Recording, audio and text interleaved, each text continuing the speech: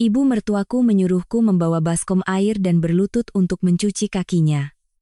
Aku langsung menyiramkan isi baskom itu ke wajahnya dan mengusir seluruh keluarga suamiku keluar dari rumah. Bapak, Ibu, dan saudara sekalian, malam itu langit gelap gulita. Hujan badai menderu tanpa henti di luar jendela-jendela kaca apartemenku yang seluas 120 meter kuadrat.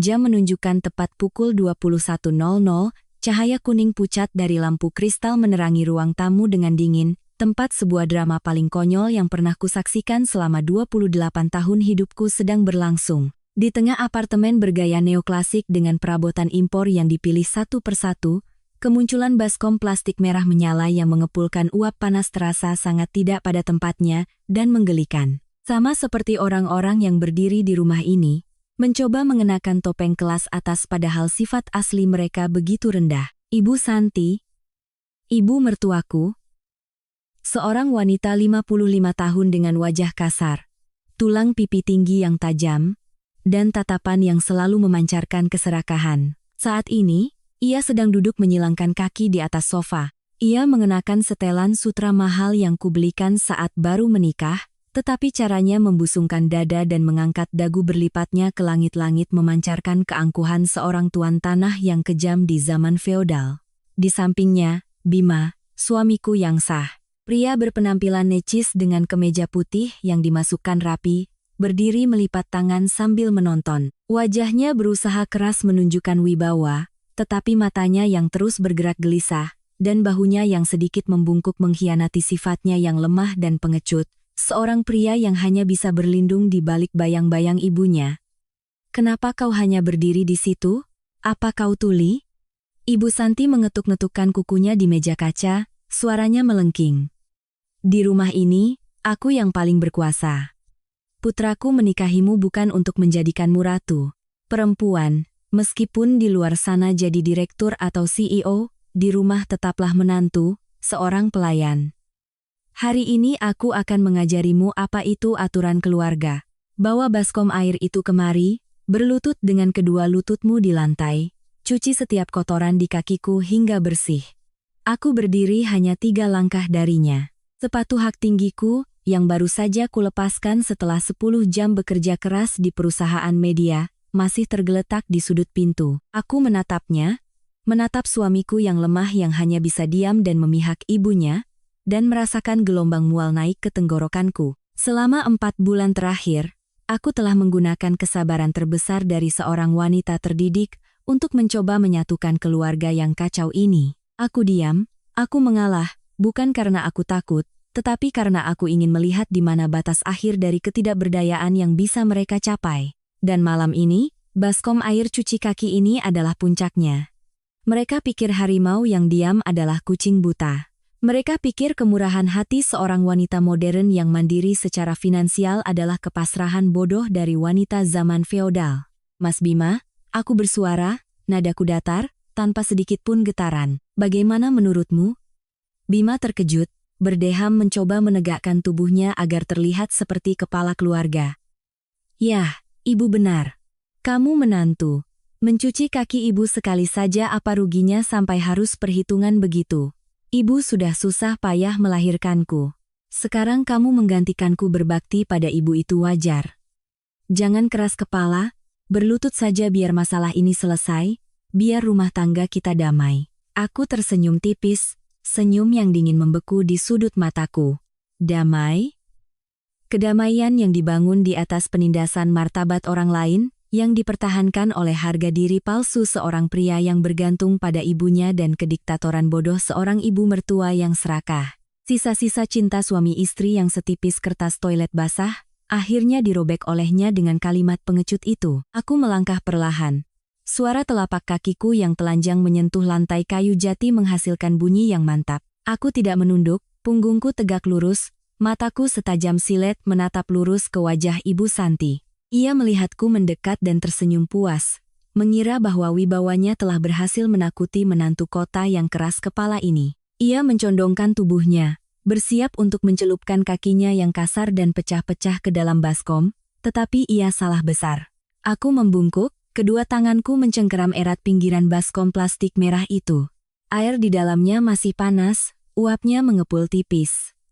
Alih-alih meletakkannya di bawah kakinya, aku menggunakan seluruh kekuatanku dari bahu untuk mengangkat baskom itu setinggi dada. Semuanya terjadi begitu cepat, dalam sekejap mata, senyum puas di wajah Ibu Santi belum sempat pudar, pupil mata Bima belum sempat membesar karena terkejut.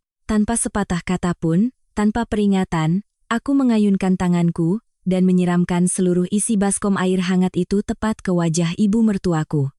Bayur, air menghantam wajahnya, dadanya, dan mengalir deras membasahi pakaian sutra mahalnya. Ibu Santi terbatuk-batuk, kedua tangannya menggapai-gapai di udara seperti orang tenggelam. Uap air dan serangan tak terduga membuatnya panik luar biasa. Beberapa detik setelah sadar dan merasakan dinginnya air mulai meresap ke kulitnya, ia menjerit ngeri, jeritan yang memilukan seperti babi yang disembelih di rumah jagal. Tolong, pembunuhan. Ya Tuhan. Menantu membunuh ibu mertuanya. Aduh, mataku, wajahku. Ia jatuh terkulai di sofa, tergelincir ke lantai di depannya, seluruh tubuhnya basah kuyup dan menggigil. Setelan sutranya menempel lekat di tubuhnya yang gemuk, membuatnya tampak kumuh dan sangat menyedihkan. Baskom plastik merah itu jatuh berdebam di lantai, menggelinding ke sudut dinding. Air menggenang di seluruh lantai, menetes dari meja kaca ke karpet bulu domba yang mahal. Aku berdiri di sana, melipat tangan di depan dada, tatapanku tanpa belas kasihan sedikit pun, dengan dingin menyaksikan runtuhnya kekuasaan khayalan yang baru saja susah payah ia bangun. Jeritan Ibu Santi seperti sumbu yang dilemparkan ke tumpukan petasan. Pintu kamar tidur tamu terbuka. Fitri, adik iparku yang berusia 20 tahun, melesat keluar seperti binatang buas. Gadis itu mengenakan gaun sutra berwarna anggur milikku. Gaun yang dengan seenaknya ia ambil dari lemari pribadiku saat aku tidak di rumah. Wajahnya berkerut karena marah. Riasan murahnya luntur berantakan. Kau gila, Beraninya kau menyiram air ke wajah ibuku. Dasar menantu kurang ajar. Keluarga kami membawamu ke sini untuk kau injak-injak. Begitu? Fitri menjerit, suaranya melengking memekakan telinga.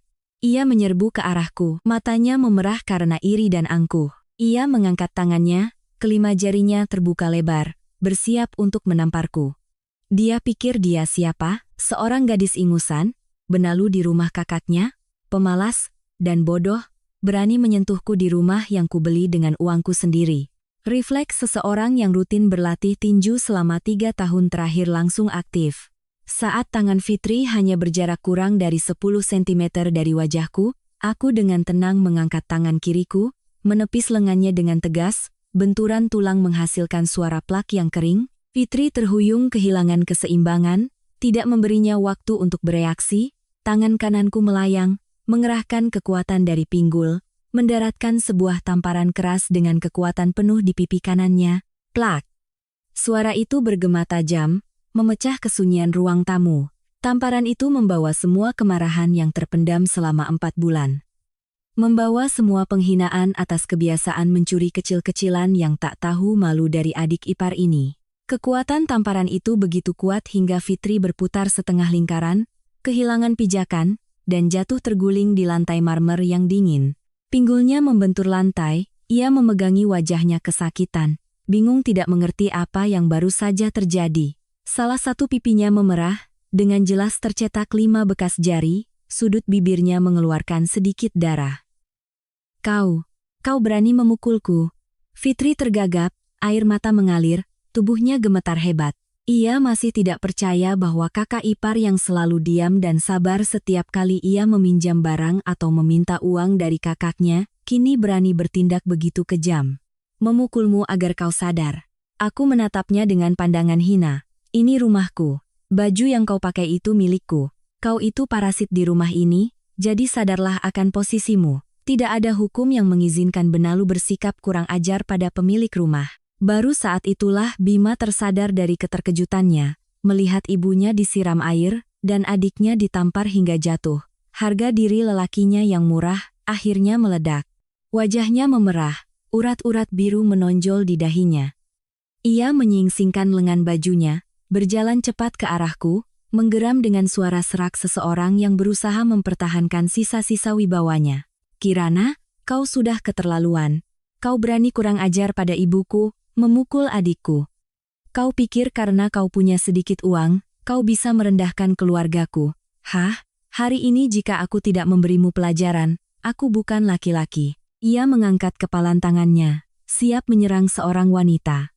Sifat pengecut pria patriarkis itu terlihat jelas. Ketika akal sehat hilang, mereka hanya tahu cara menggunakan kepalan tangan. Aku tidak gentar sedikit pun, bahkan tidak mundur selangkah. Aku berdiri tegak, menantangnya. Tanganku dengan cepat meraih tas tangan bermerek di atas meja konsol di dekatnya, mengeluarkan setumpuk dokumen yang terjepit rapi dalam map biru. Saat kepalan tangan Bima terangkat di udara, aku menggunakan seluruh kekuatanku untuk melemparkan map itu ke wajahnya. Tumpukan kertas itu mengenai wajah Bima, lalu berjatuhan di lantai yang basah. Tulisan surat gugatan cerai yang dicetak tebal dan besar terpampang jelas di matanya. Tanda tanganku sudah tertera rapi di bagian penggugat. Pukul saja, aku berteriak, suaraku berwibawa, tajam, benar-benar menekan geramannya. Coba sentuh aku sekali saja. Aku akan langsung lapor polisi dan menjebloskanmu ke penjara karena kekerasan dalam rumah tangga dan penganiayaan.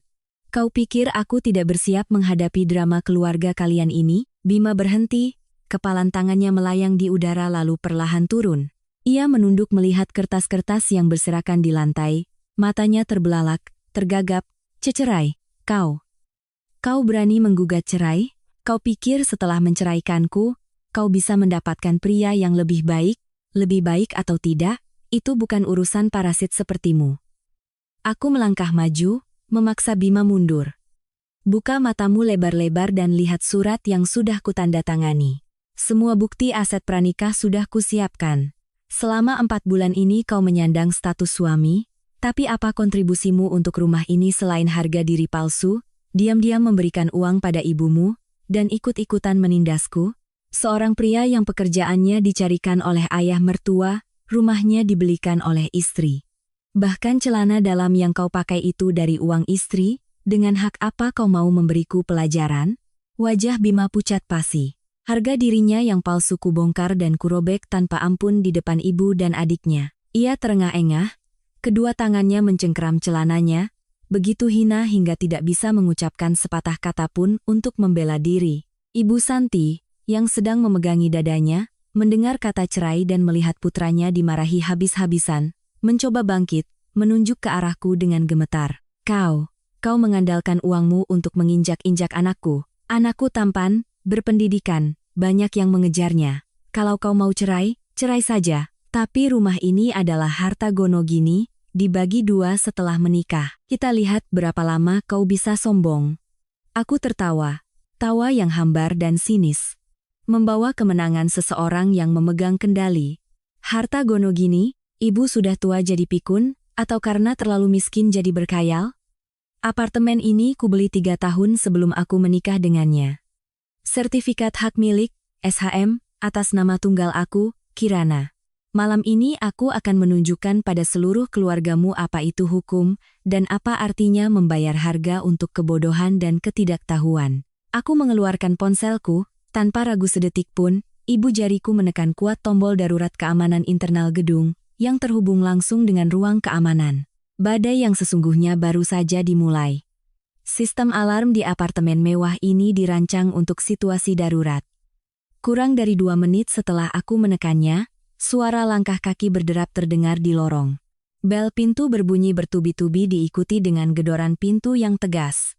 Aku dengan tenang merapikan rambutku yang berantakan, melangkahi genangan air dan surat gugatan cerai, yang tergeletak di lantai, lalu membuka pintu. Di luar, 4 petugas keamanan bertubuh tinggi tegap, mengenakan seragam hitam lengkap dengan tongkat karet dan walkie-talkie, sudah siaga. Pak Agung, kepala keamanan, menatapku dengan waspada. Ibu Kirana, sistem alarm aktif, ada apa di dalam? Bu, aku mundur selangkah, membuka pintu lebar-lebar, membiarkan seluruh pemandangan kacau di dalam terlihat oleh tim keamanan. Ibu Santi yang basah kuyup sedang terengah-engah di sofa, Fitri duduk di lantai sambil menangis, dan Bima berdiri membeku seperti patung yang hancur karena malu. Pak Agung, tolong bantu saya. Suaraku terdengar jelas dan dingin, cukup keras untuk didengar oleh ketiga orang di dalam. Saat ini di dalam rumah saya ada 3 orang tak dikenal yang masuk tanpa izin, merusak properti, dan mengancam akan menyerang pemilik rumah. Saya minta Bapak untuk segera mengantar mereka keluar dari gedung ini. Ucapanku seperti bom yang meledak di ruang tamu. Ibu Santi lupa perannya sebagai korban, melompat berdiri seperti par, tidak peduli pakaian basahnya yang menempel di tubuh, menunjuk lurus ke wajahku dan mengumpat, "Kau gila? Aku ini ibu mertuamu, ini rumah anakku. Bima, kenapa kau diam saja? Katakan pada satpam ini siapa kau, siapa aku." Bima tergagap-gagap mendekati pintu, tersenyum canggung pada Pak Agung. "Ah, Bapak salah paham, ini masalah keluarga. Saya suaminya, dan ini ibu serta adik saya. Hanya ada sedikit perselisihan, tidak ada yang masuk tanpa izin. Bapak bisa kembali saja." Pak Agung mengerutkan kening, menatapku menunggu konfirmasi. Aku tidak menjawab suamiku yang murahan itu, dengan tenang mengeluarkan sebuah buku berwarna merah muda yang sudah tidak asing lagi dari tas tanganku. Aku membukanya, menunjuk pada tulisan yang dicetak tebal, dan menunjukkannya kepada tim keamanan. "Ini sertifikat hak milik apartemen ini. Nama pemilik, Kirana.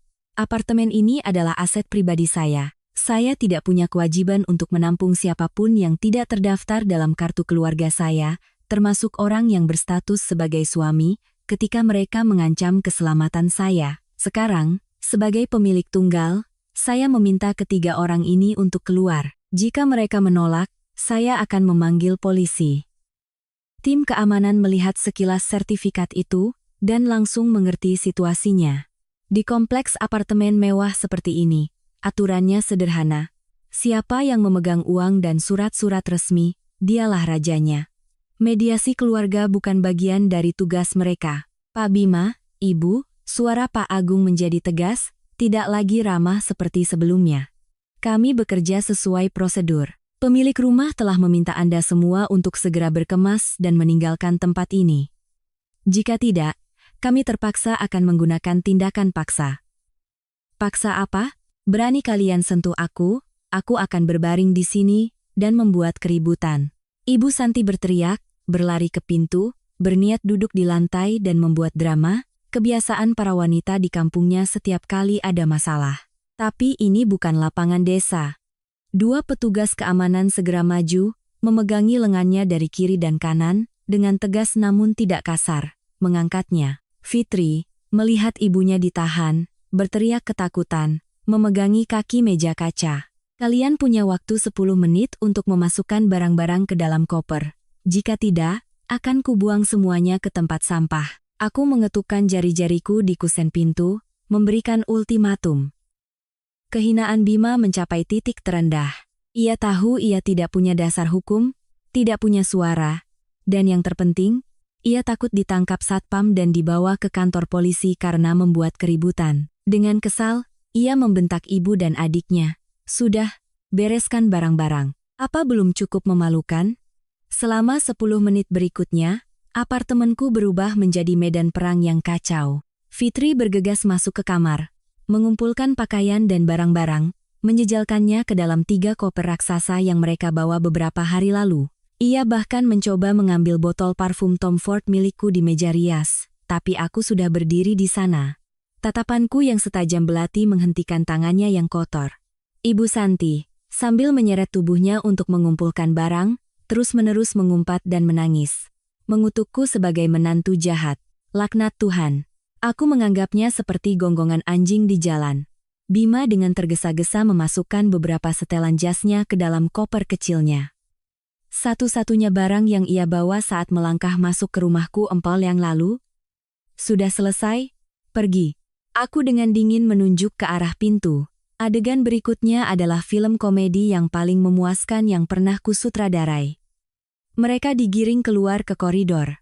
Suara roda koper yang bergesekan dengan lantai marmer bergema di sepanjang koridor lantai 20. Ibu Santi, dengan rambut acak-acakan dan pakaian yang masih basah, berjalan sambil terus menoleh ke belakang dan berteriak. "Ingat wajahku, gadis sialan. Keluargaku tidak akan membiarkanmu begitu saja. Bima, kau harus membalaskan dendam ibumu."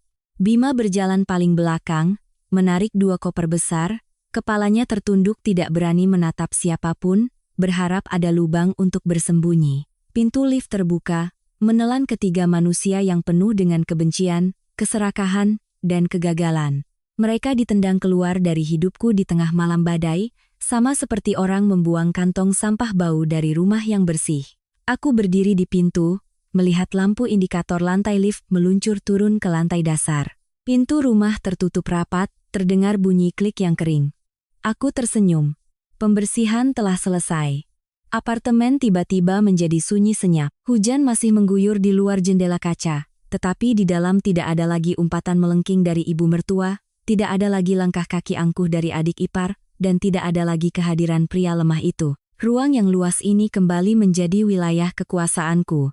Bau busuk dari air kotor yang tumpah dari baskom dan aroma parfum murah yang disemprotkan Fitri bercampur di atas karpet bulu domba. Aku mengerutkan kening, berjalan ke lemari peralatan, mengambil sarung tangan, dan mulai membersihkan. Aku mengambil baskom plastik merah, mengumpulkan surat gugatan cerai yang basah, dan membuang semuanya ke dalam kantong sampah hitam. Aku menggulung karpet mahal itu, tanpa ragu membawanya ke ruang cuci, berencana untuk membuangnya besok pagi. Apapun yang telah dinodai oleh keserakahan dan kebodohan, aku tidak akan menyimpannya. Setelah selesai membersihkan, hal pertama yang kulakukan adalah membuka aplikasi rumah pintar di ponselku. Hanya dengan 3 ketukan, kata sandi pintu utama diubah, sidik jari Bima, dan kartu akses Ibu Santi, dan putrinya langsung dinonaktifkan. Mulai saat ini, jika mereka mencoba meletakkan jari mereka di kunci pintu rumahku, alarm akan berbunyi, dan polisi akan datang. Keselamatanku harus dijamin sepenuhnya, tidak ada celah untuk kompromi. Aku masuk ke kamar mandi, menyalakan air panas, membersihkan semua kepenatan dari 10 jam kerja dan 30 menit pertempuran dengan para parasit itu.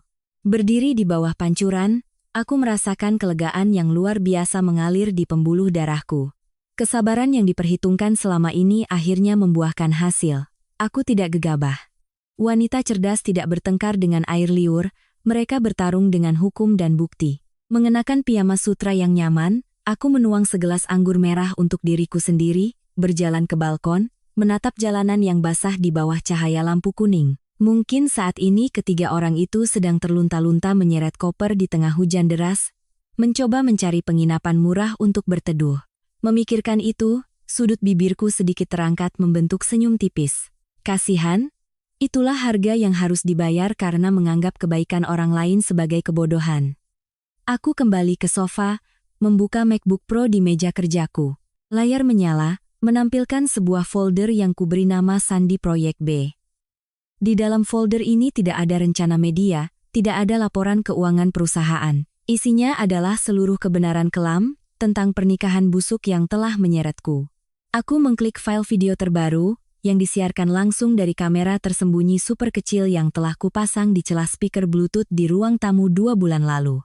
Rekaman video itu menangkap dengan jelas setiap frame, setiap suara dari kejadian yang baru saja berlangsung. Gambar Ibu Santi yang angkuh memaksaku berlutut mencuci kakinya. Suara Fitri yang mengumpat dan ingin menamparku. Gambar Bima mengangkat kepalan tangannya mengancam akan melakukan kekerasan. Semuanya terekam dengan kualitas paling tajam. Aku membuka file rekaman suara lainnya.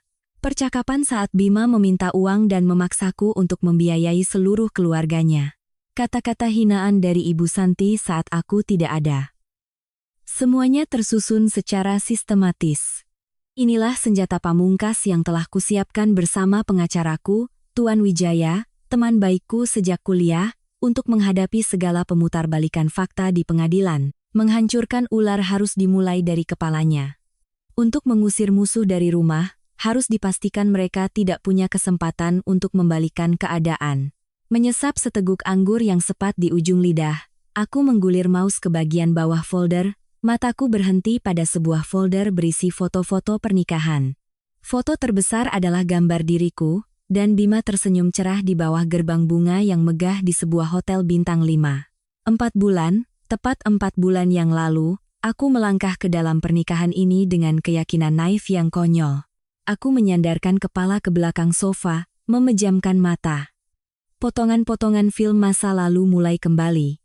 Jelas sekali seolah-olah baru terjadi kemarin. Topeng sempurna pria bernama Bima, rencana licik keluarga Ibu Santi, dan kesombongan mereka saat berpikir bisa dengan mudah menelan semua aset yang telah kubangun dengan darah dan air mata. Saat itu aku berusia 28 tahun, seorang manajer senior wanita yang mandiri dan kuat di dunia bisnis, tetapi buta akan apa yang disebut sebagai pria yang baik hati dan sederhana. Aku tidak menyadari bahwa di balik kebaikan dan kerendahan hati itu ada seekor lintah penghisap darah profesional yang sedang menunggu hari untuk menancapkan belalainya ke dalam hidupku. Kisah tragikomedi ini sebenarnya sudah dimulai jauh sebelum cincin kawin melingkar di jariku.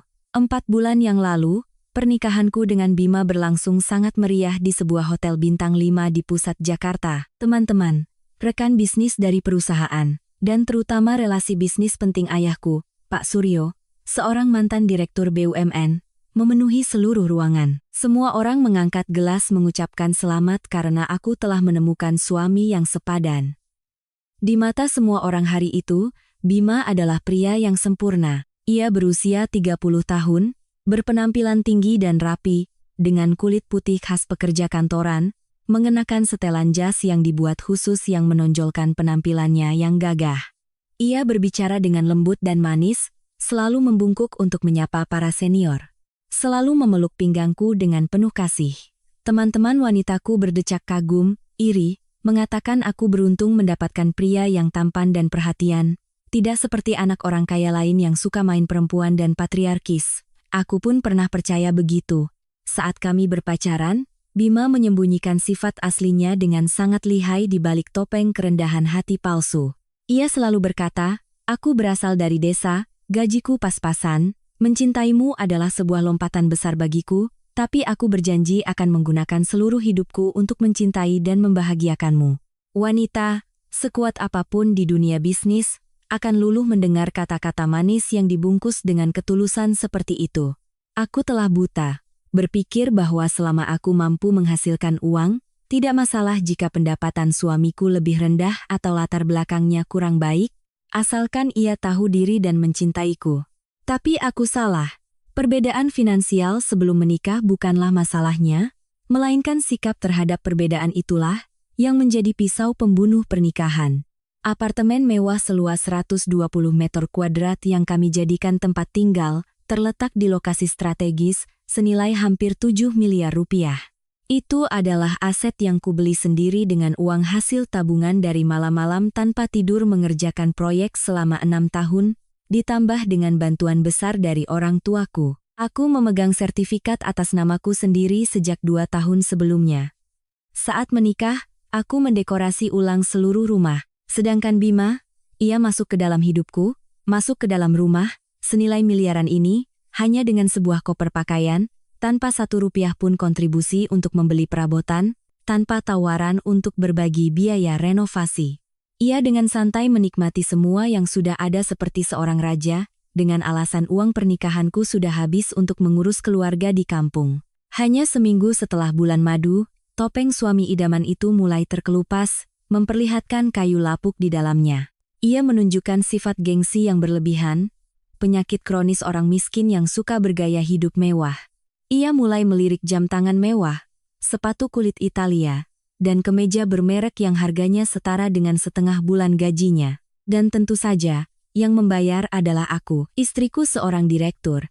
Kalau suaminya berpakaian lusuh, orang akan memandangmu rendah, katanya dengan lihai setiap kali menggesek kartu kreditku di pusat perbelanjaan. Awalnya aku mengabaikannya, berpikir bahwa pria butuh sedikit citra untuk bersosialisasi. Tetapi sifat tak tahu malunya tidak berhenti di situ. Gajinya sebagai karyawan biasa sekitar 10 juta rupiah sebulan. Suatu hari, aku memintanya untuk menyumbang 3 juta ke dana rumah tangga untuk biaya listrik, air, dan iuran pengelolaan gedung, sebagai bentuk tanggung jawab seorang suami. Wajahnya langsung berubah, matanya yang biasanya ramah tiba-tiba menunduk, nadanya berubah menjadi menyalahkan dan manipulatif secara psikologis. Kamu seorang manajer senior, gajimu hampir 100 juta sebulan, masa masih perhitungan dengan suami untuk beberapa rupiah saja? Gajiku harus kukirim ke kampung untuk ibu dan Fitri yang masih kuliah. Ayah sudah meninggal, ibu membesarkanku dengan susah payah, sekarang aku punya pekerjaan, aku harus berbakti. Kamu sebagai menantu, kalau tidak mau membantuku berbakti, kenapa tega memotong gajiku yang sedikit ini? Aku tertegun. Aku tidak keberatan dengan 3 juta itu, tapi aku muak dengan mentalitas benalu yang berkedok bakti. Ia mentransfer seluruh gajinya ke ibunya, tidak menyisakan sepeser pun, menganggap bahwa biaya makan, tinggal, dan sosialisasinya di rumah ini adalah tanggung jawab istri. Ia menggunakan uangku untuk menghidupi dirinya sendiri, dan menggunakan uangnya sendiri untuk menjadi pahlawan di kampungnya. Saat itulah aku sadar bahwa pria yang tidur seranjang denganku bukanlah pasangan hidup, melainkan seorang parasit. Ia tampak necis dan wangi, tetapi setiap hari ia menghisap darahku dengan kedok sebagai suami. Kecurigaan mulai muncul.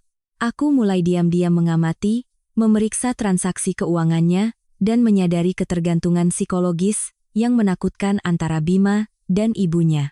Setiap gerak-geriknya, dari membeli sepeda motor baru hingga memutuskan menu makan akhir pekan, ia selalu menelepon untuk melapor dan meminta pendapat Ibu Santi. Pernikahan yang awalnya tampak damai ini dengan cepat berubah wujud menjadi perangkap sempurna yang dipasang oleh sebuah keluarga serakah.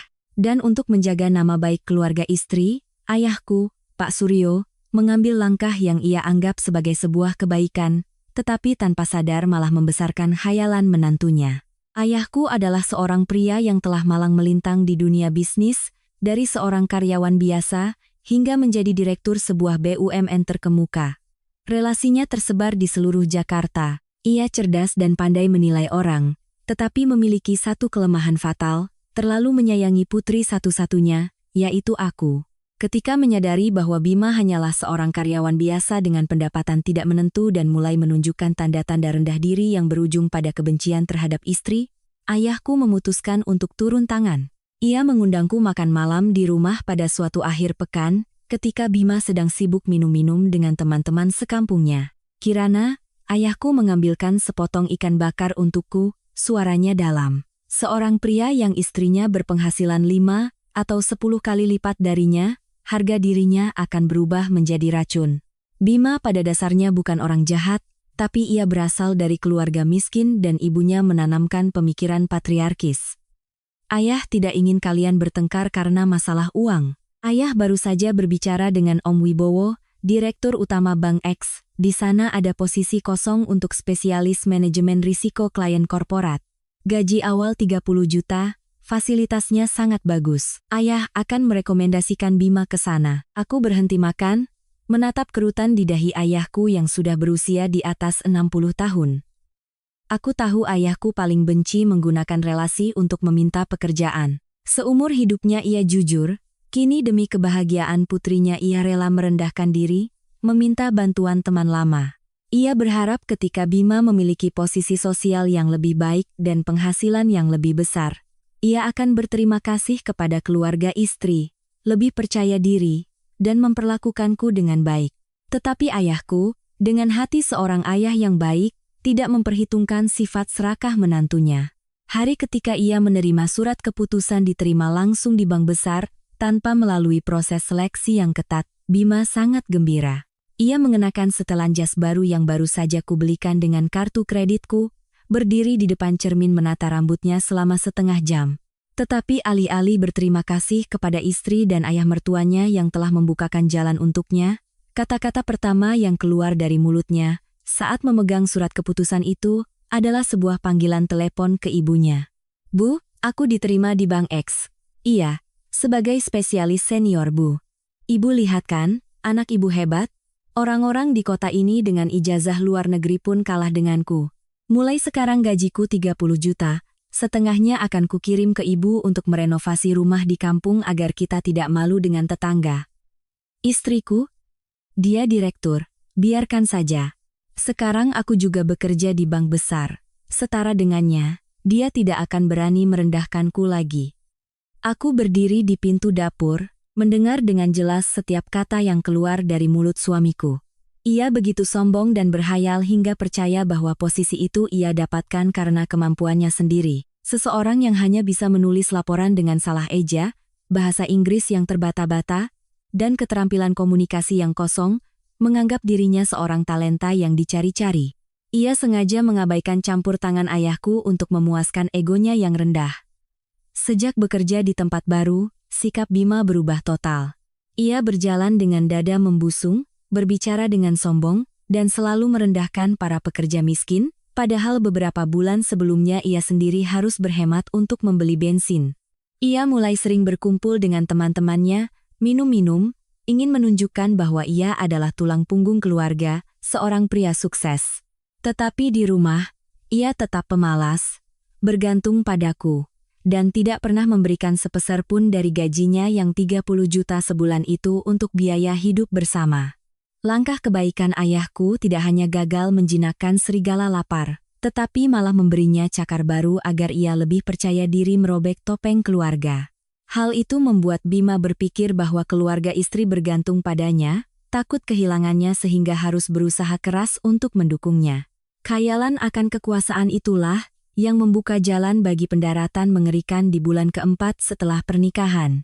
Segalanya benar-benar di luar kendali pada suatu Sabtu pagi ketika pernikahanku genap berusia 4 bulan. Aku sedang meringkuk di dalam selimut setelah seminggu kerja yang melelahkan ketika bel pintu berbunyi bertubi-tubi seolah-olah seseorang ingin merobohkannya. Aku mengenakan jubah tidur sutra dan berjalan malas ke ruang tamu.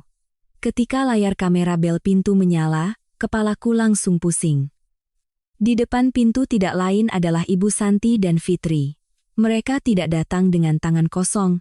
3 koper raksasa, ukuran terbesar yang biasa digunakan untuk tenaga kerja ke luar negeri, menghalangi jalan. Aku membuka pintu, belum sempat mengucapkan salam, Ibu Santi sudah mendorongku ke samping dengan pinggulnya yang besar, dan langsung masuk ke dalam rumah. Sandal jepitnya yang penuh lumpur mengotori lantai kayu jati yang mengkilap. Fitri menyeret 3 koper, rodanya berdecit di lantai.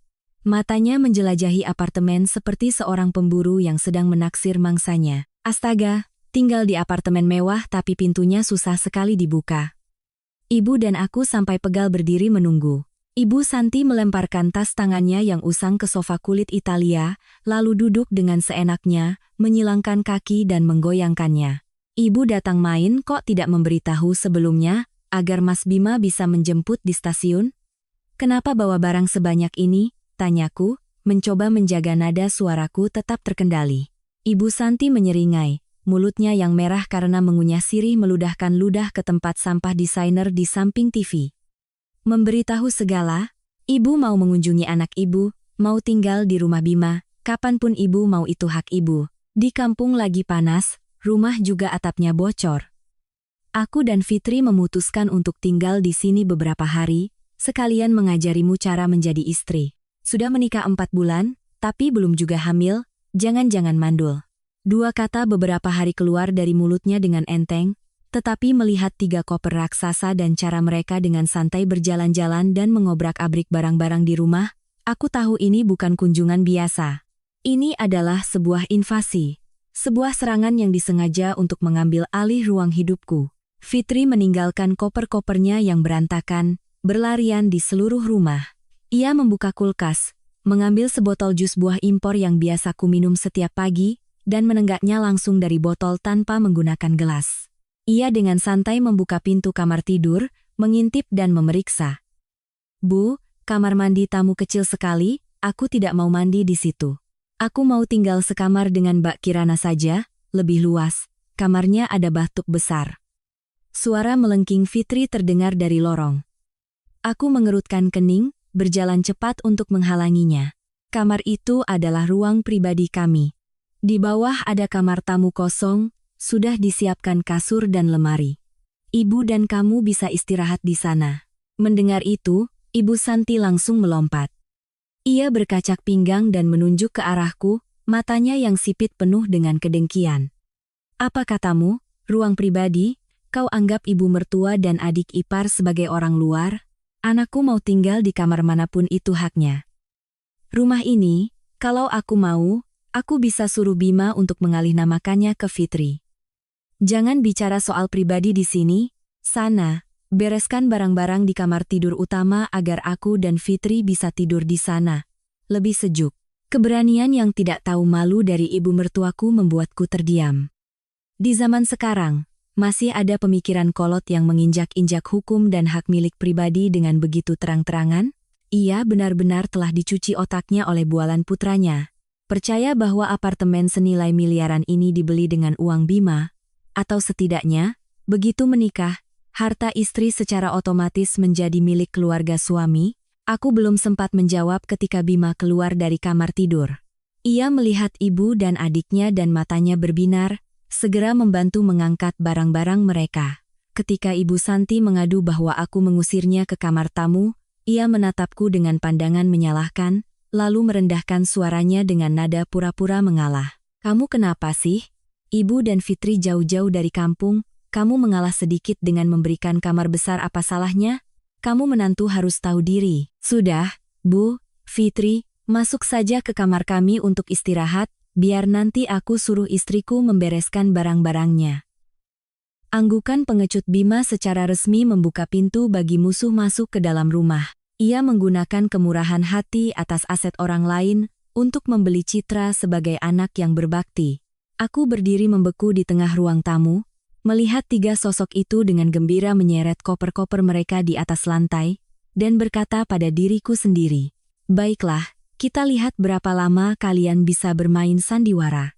Kehadiran Ibu Santi dan Fitri di rumahku tak ubahnya seperti badai topan yang melanda sebuah taman yang tenang.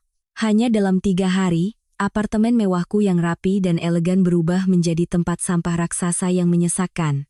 Tetapi yang paling membuatku muak bukanlah kekacauan itu, melainkan kebiasaan mencuri terang-terangan yang disamarkan dengan kedok keluarga oleh Fitri, adik iparku yang berusia 20 tahun. Fitri adalah seorang mahasiswi di sebuah universitas swasta biasa di kampung, dengan hasrat besar untuk mengubah nasib, tetapi sangat pemalas dan bodoh. Sejak menginjakkan kaki di kota, masuk ke apartemen senilai miliaran, matanya selalu memancarkan keserakahan yang tidak disembunyikan. Ia meremehkan semua milikku di depan ibunya, tetapi diam-diam menginginkan dan mengambilnya dengan cara yang hina. Suatu Rabu sore, aku pulang kerja lebih awal setelah berhasil menyelesaikan sebuah kontrak media besar. Begitu membuka kunci pintu, aroma yang sangat menyengat menusuk hidungku. Itu adalah aroma parfum Tom Ford Lost Cherry edisi terbatas yang baru saja ku minta teman membawanya dari Prancis, senilai hampir 15 juta rupiah. Parfum yang hanya kupakai sedikit pada acara-acara yang sangat penting. Namun sekarang, aroma mewah itu memenuhi seluruh ruang tamu, bahkan sampai ke koridor, seolah-olah seseorang baru saja menumpahkan seluruh isinya ke lantai. Firasat buruk, aku langsung menuju kamar tidurku. Seharusnya kamar itu terkunci saat aku tidak di rumah, tetapi sekarang pintunya terbuka lebar. Pemandangan di depanku membuat darahku mendidih. Fitri sedang berdiri di depan cermin seluruh badan milikku. Ia mengenakan gaun sutra rancangan khusus berwarna anggur merah. Gaun yang kupesan khusus sesuai ukuran tubuhku untuk acara ulang tahun perusahaan yang akan datang. Masalahnya, tinggiku 165 cm dengan berat 48 kg, sedangkan Fitri tingginya kurang dari 150 cm tetapi beratnya 60 kg. Tubuhnya yang besar dijejalkan ke dalam gaun sutra tipis itu, membuat jahitannya meregang maksimal. Kain sutranya kusut, bentuk gaun mahal itu hancur total. Ia berputar ke kiri dan ke kanan, tangannya memegang botol Tom Fordku dan menyemprotkannya ke udara seperti sedang menyemprot obat nyamuk. Meja riasku berantakan. Bedak Chanel tutupnya terbuka dan isinya berhamburan.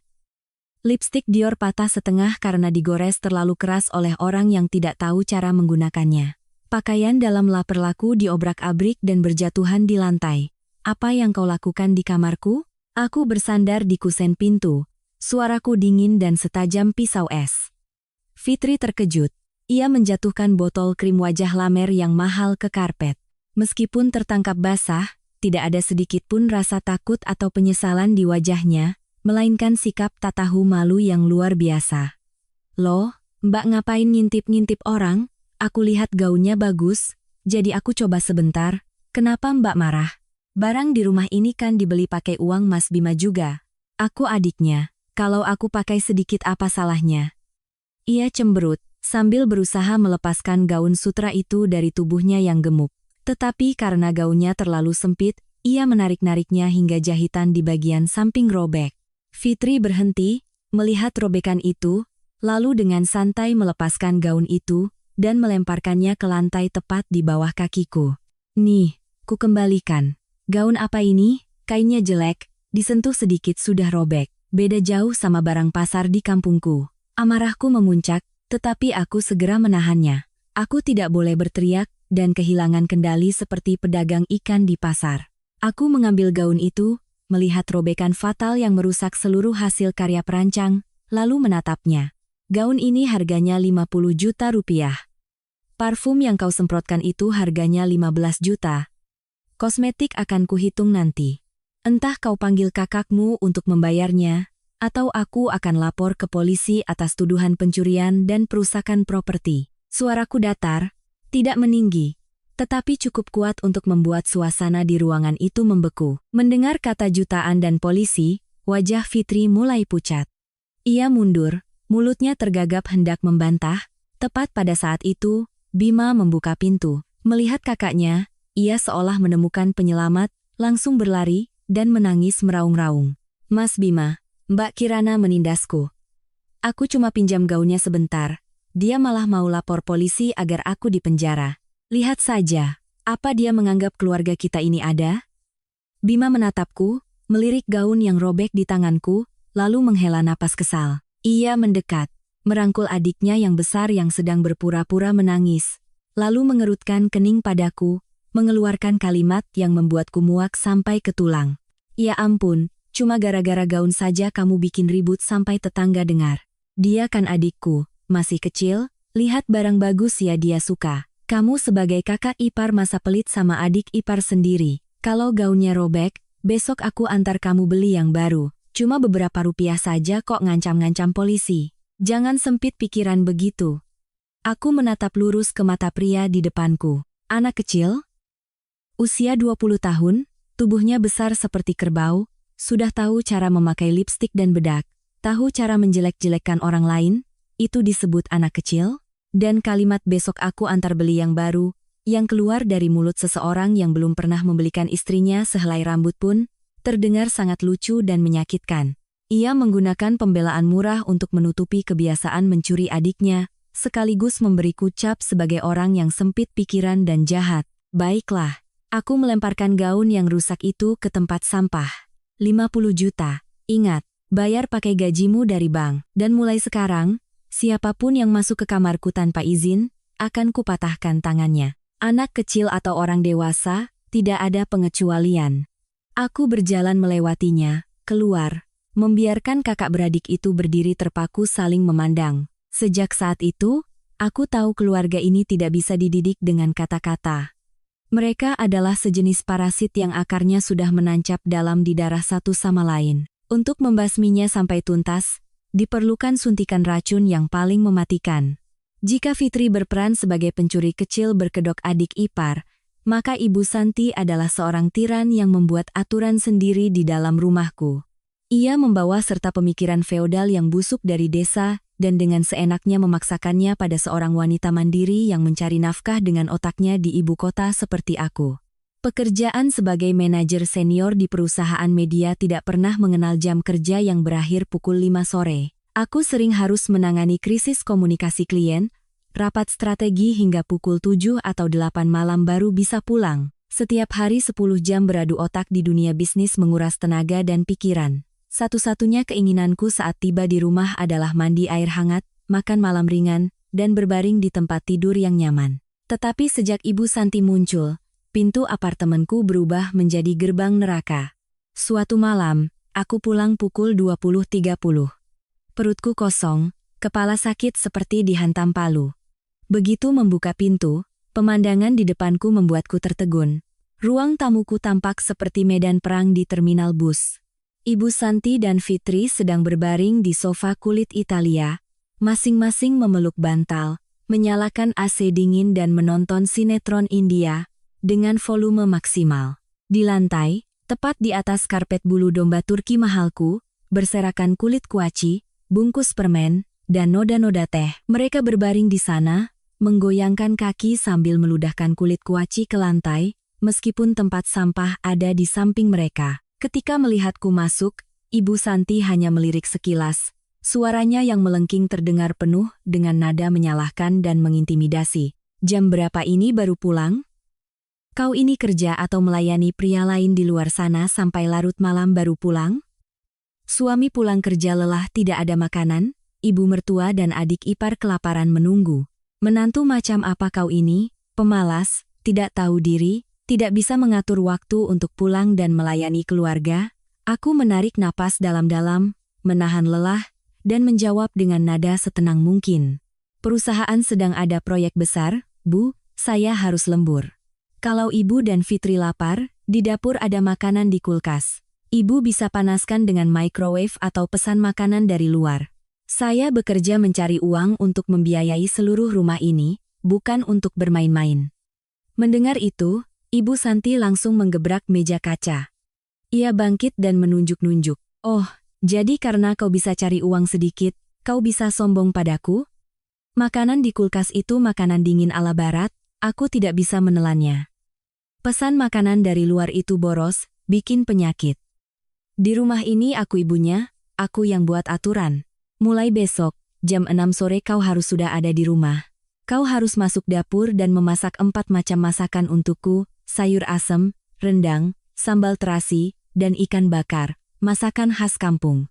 Selesai masak, kau harus membersihkan rumah ini sampai bersih.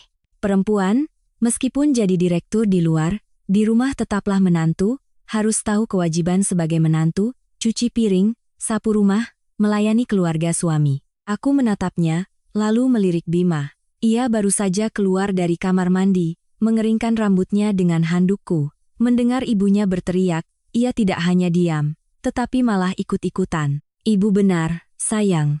Kurangi pekerjaan kantormu, urus keluarga. Ibu kan hanya sebentar di sini. Kamu turuti kemauan ibu memasak beberapa masakan kampung kan tidak butuh waktu lama. Sudah, sana masuk dapur, masak apa saja yang cepat. Aku juga sudah lapar. Dadaku sesak, bukan karena sedih, tetapi karena rasa jijik sudah mencapai puncaknya. Aku, seorang wanita yang menghasilkan uang puluhan kali lipat dari suamiku, yang membeli rumah, mobil, sekarang dipaksa untuk meninggalkan karierku dan kembali menjadi pembantu gratis, memasak, mencuci piring, melayani 3 orang sehat yang pemalas, dan hanya bisa menunggu disuapi. Mereka secara otomatis menganggap karier wanita tidak ada nilainya dan kewajiban melayani keluarga suami adalah tugas mutlak. Aku melepaskan jasku, melemparkannya ke kursi, dan berjalan lurus ke dapur. Aku tidak membantah sepatah kata pun. Melihat punggungku menghilang di balik pintu dapur, Ibu Santi tersenyum puas pada Fitri, menepuk pahanya. Lihat kan, sudah kubilang, harus keras baru dia nurut. Perempuan kota punya uang tapi tidak dididik dengan keras, nanti dia akan menginjak-injak kita. Ia mengira diamku adalah tanda ketundukan. Ia pikir ia sudah berhasil menjinakkan kuda liar. Tetapi ia tidak tahu bahwa di dunia wanita dewasa dan cerdas, diam tidak pernah berarti pasrah. Diamku adalah hitungan mundur menuju sebuah eksekusi. Setiap kulit kuaci yang ia ludahkan ke lantai, setiap tuntutan tidak masuk akal yang ia ajukan, adalah batu bata yang ia gunakan untuk membangun nisan bagi sisa-sisa harga diri keluarganya. Aku menyalakan kompor, suara minyak mendesis terdengar. Wajahku terpantul di kaca oven yang dingin, tanpa ekspresi sedikit pun. Nikmati saja, Bu Santi. Nikmati kekuasaan semu ibu sampai puas, karena akhir dari para parasit ini sudah dekat. Pepatah lama mengatakan, anjing yang menggonggong tidak menggigit. Wanita yang gegabah biasanya akan berteriak, menangis, dan merusak barang untuk meluapkan kekesalannya saat ditindas oleh keluarga suami. Tapi aku bukan tipe orang seperti itu. Kemarahan yang tidak terkendali, hanya akan memberi pihak lawan alasan untuk berperan sebagai korban. Aku butuh perangkap yang lebih cerdas, lebih tajam, yang sekali pukul langsung menghancurkan seluruh sistem pertahanan licik mereka. Aku memilih untuk bersabar dengan perhitungan. Sabtu pagi, dengan alasan ada rapat penting dengan klien, aku mengenakan setelan kantor yang rapi, membawa tas, dan keluar rumah, meninggalkan suara dengkuran Bima dan umpatan kasar Ibu Santi yang sedang berebut saluran TV dengan Fitri. Aku tidak pergi ke kantor. Mobil Mercedesku berbelok ke sebuah kafe yang tenang di sebuah gang kecil di kota tua. Pengacara Wijaya sudah menungguku di sana. Wijaya adalah sahabatku sejak kuliah. Seorang pengacara terkenal di Jakarta yang ahli dalam kasus sengketa pernikahan dan keluarga, cerdas, pragmatis, dan kejam di pengadilan. Melihatku masuk dengan wajah tenang tetapi mata setajam pisau, Wijaya mendorong segelas kopi hitam tanpa gula ke arahku, dan tersenyum sinis. Kenapa? Baru menikah 4 bulan tapi nona besar sudah memanggilku ke sini dengan berkas setebal ini, mau bagi-bagi apa lagi? Aku duduk, tidak berbasa-basi. Langsung melemparkan setumpuk dokumen ke atas meja kayu. Aku butuh proses cerai secepat dan sebersih mungkin. Satu-satunya syarat, Bima tidak boleh membawa apapun dari rumahku, bahkan sebatang tusuk gigi pun jika itu dibeli dengan uangku. Wijaya mengangkat alisnya, membuka map itu. Di dalamnya ada semua dokumen bukti aset pranikah yang telah kukumpulkan diam-diam selama seminggu terakhir. Sertifikat hak milik apartemen atas namaku sendiri sejak 3 tahun lalu. Rekening koran semua rekening bankku yang membuktikan bahwa semua uang untuk membeli rumah dan perabotan tidak ada 1 rupiah pun dari Bima. Struk pembelian perhiasan, jam tangan, dan sepeda motor untuk Bima, semuanya dibayar dengan kartu kredit pribadiku. Secara hukum, aset ini tidak ada masalah. Apartemen ini adalah aset pribadi sebelum menikah, Bima tidak akan bisa mengambilnya sepeser pun. Wijaya mengetukkan pulpennya ke meja, tatapannya profesional. Tetapi jika ia bermain curang, keluarganya menuduhmu selingkuh atau tidak berbakti pada mertua untuk menuntut pembagian harta gono gini, atau setidaknya meminta ganti rugi kehormatan, bagaimana? Orang kampung yang patriarkis dan serakah, jika terpojok, mereka bisa sangat nekat. Itulah sebabnya, aku butuh Anda menyiapkan sistem bukti kekerasan psikologis dan eksploitasi. Aku menyesap kopi hitam yang pahit. Rasa pahit yang mengalir di tenggorokanku membuat pikiranku semakin jernih. Aku sudah menghubungi teknisi. Sore ini, suruh orangmu menyamar sebagai petugas pemeliharaan sound system untuk datang ke rumahku. Wijaya tertawa, menggelengkan kepala kagum. Memasang kamera tersembunyi? Cerdik.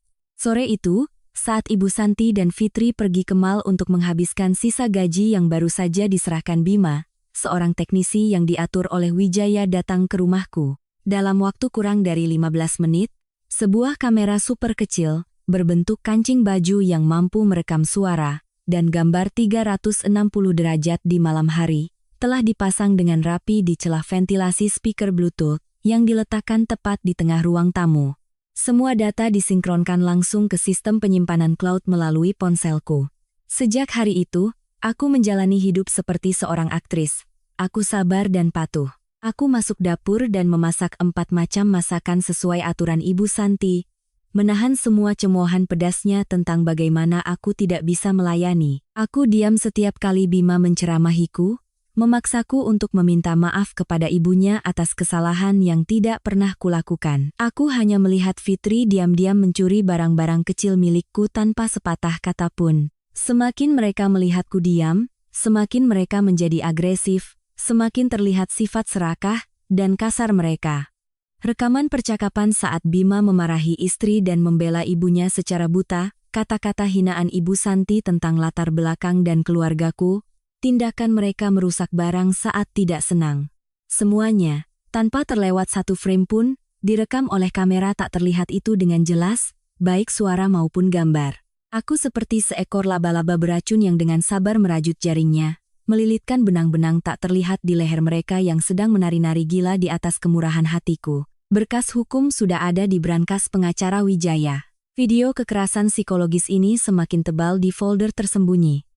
Rencana akhirku mungkin masih harus menunggu sedikit lebih lama. Jika saja Ibu Santi tidak menyulut apinya sendiri dengan sebuah pertunjukan yang begitu konyol dan tak terbayangkan.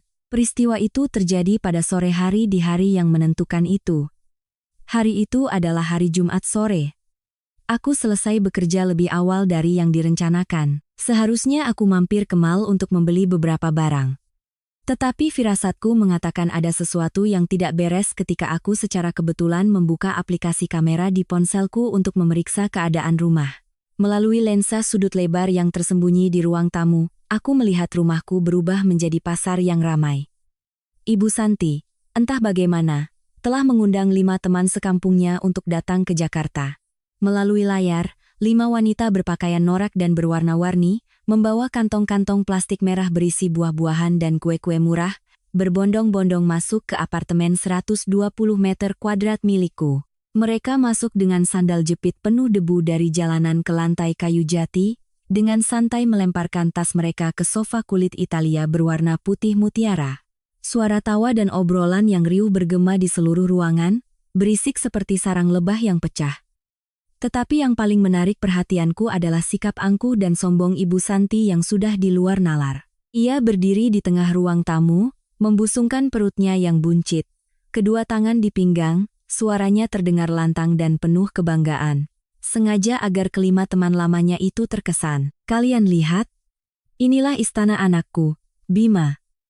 120 meter persegi di tengah ibu kota yang tanahnya semahal emas ini.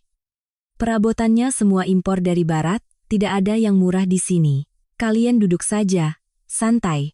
TV, kulkas, rumahku ini tidak kekurangan apa-apa. Biar ku suruh Fitri mengupas buah untuk kalian. Seorang wanita berusia 60-an, kurus kering, terbelalak melihat sekeliling. Tangannya menyentuh lukisan di dinding, berdecak kagum. Ya ampun, Bu Santi, beruntung sekali ibu. Bima dulu kecilnya kurus begitu, sekarang sudah hebat bisa beli apartemen di langit begini. Ibu memang yang terbaik. Oh ya, menantu ibu mana? Kok tidak kelihatan menyambut tamu? Tepat sasaran. Ibu Santi mengangkat wajahnya ke langit-langit. Mulutnya yang mengunyah sirih meludahkan ludah ke tempat sampah, lalu mulai mengarang cerita bohong. Merendahkanku habis-habisan untuk mengangkat citra putranya. Aduh, menantu apaan, dibicarakan malah bikin kesal. Dia itu kerja di perusahaan media apalah itu, gajinya pas-pasan, kerjanya pergi pagi pulang malam. Rumah ini bisa dibeli karena Bima sendiri yang kumpulkan uang, pinjam sana-sini dari saudara. Kirana itu cuma numpang tinggal di rumah anakku. Nasibnya beruntung seperti menang lotre bisa menikah dengan Bima. Perempuan kota pemalas dan jorok seperti dia, kalau tidak ada keluarga kami yang menampung, mungkin sudah tinggal di bawah jembatan. Ia berbicara dengan sangat percaya diri. Seolah-olah ia percaya kebohongannya itu adalah kebenaran. Fitri, yang sedang mengupas apel di sampingnya, mendengar ibunya membual, tidak mencegahnya, malah ikut tersenyum puas. Tante-tante tidak tahu saja. Kakak iparku itu pemalas sekali. Pulang ke rumah langsung masuk kamar. Masak, bersih-bersih, semua ibu dan aku yang kerjakan. Rumah ini Mas Bima yang beli, dia tidak menyumbang sepeser pun. Teman-teman sekampungnya itu mengangguk-angguk setuju, mencibirku sebagai wanita yang tidak tahu diri, tikus yang jatuh ke lumbung padi tetapi pemalas, menyarankan Ibu Santi untuk memberiku pelajaran agar aku tidak menginjak-injak keluarganya. Duduk di dalam mobil di tempat parkir gedung, aku menatap layar ponsel, darahku seolah membeku. Aku sudah menduga sifat tak tahu malu mereka, tetapi tidak menyangka mereka bisa memutarbalikkan fakta, merampas hasil kerja kerasku dan asetku dengan begitu terang-terangan untuk menjadikanku seorang benalu miskin di depan orang banyak. Gengsi palsu, pamer yang berlebihan dari keluarga ini telah mencapai batas ketidaktahuan yang paling akhir. Aku mematikan layar ponsel, tanganku mencengkeram setir begitu erat hingga buku-buku jariku memutih.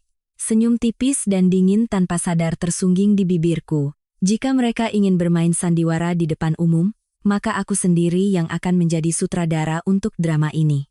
Aku membuka pintu mobil, menekan tombol lift langsung ke lantai 20. Hari ini, topeng harga diri palsu Ibu Santi akan kurobek sampai bersih, tidak menyisakan sepotong pun. Aku berjalan ke depan pintu apartemen, suara tawa riuh dari dalam terdengar sampai ke koridor. Dengan lembut aku meletakkan jariku di sensor sidik jari, terdengar bunyi bip, dan pintu kayu jati itu terbuka lebar. Saat aku melangkah masuk, semua suara di ruang tamu seolah lenyap, 6 pasang mata tertuju padaku. Aku berdiri di sana dengan setelan kantor hitam yang dirancang dengan apik, membawa tas Hermes Birkin yang kuat, mataku yang dingin melirik setiap wajah yang bingung dari teman-teman kampungnya, lalu berhenti pada wajah Ibu Santi yang berubah dari merah menjadi pucat. Rumahku dipenuhi bau keringat, minyak angin, dan kulit nangka yang berserakan di meja. Ho, Kirana, kok hari ini pulang cepat? Ibu Santi tergagap, Kepercayaan dirinya yang angkuh tadi lenyap entah kemana. Ia melirik teman-temannya, mencoba tersenyum untuk mempertahankan sisa-sisa harga dirinya. Ini tante-tante. Menantuku sudah pulang. Teman-teman Ibu Santi menatapku dengan canggung. Sekalipun mereka orang desa, aura seorang manajer senior yang terpancar dariku sudah cukup untuk membuat mereka merasa rendah diri. Seorang wanita tua kurus segera berdiri dan tersenyum canggung. Halo, nak. Saya teman ibu mertuamu dari kampung, datang main. Pulang kerja pasti capek ya? Kata ibumu, rumah ini semua putranya yang beli, kamu tinggal enak saja menikmati hasilnya. Aku tidak marah, atau berteriak. Wanita berkelas tidak akan berdebat dengan orang yang tidak selevel pengetahuannya. Aku tersenyum, senyum yang sopan tetapi setajam ribuan jarum yang menusuk tengkuk Ibu Santi. Selamat sore, tante-tante. Aku bersuara lembut, nadaku tenang dan jelas setiap katanya. Tante-tante datang main, saya sangat senang. Tapi sepertinya ibu mertua saya sudah tua, ingatannya menurun, jadi ada sedikit salah paham tentang kepemilikan rumah ini. Mumpung tante-tante ada di sini, saya luruskan sedikit agar tidak salah paham. Nanti kalau di luar salah bicara, bisa ditertawakan orang. Mendengar itu, Ibu Santi benar-benar panik. Tolong dengarkan baik-baik ya, Tante.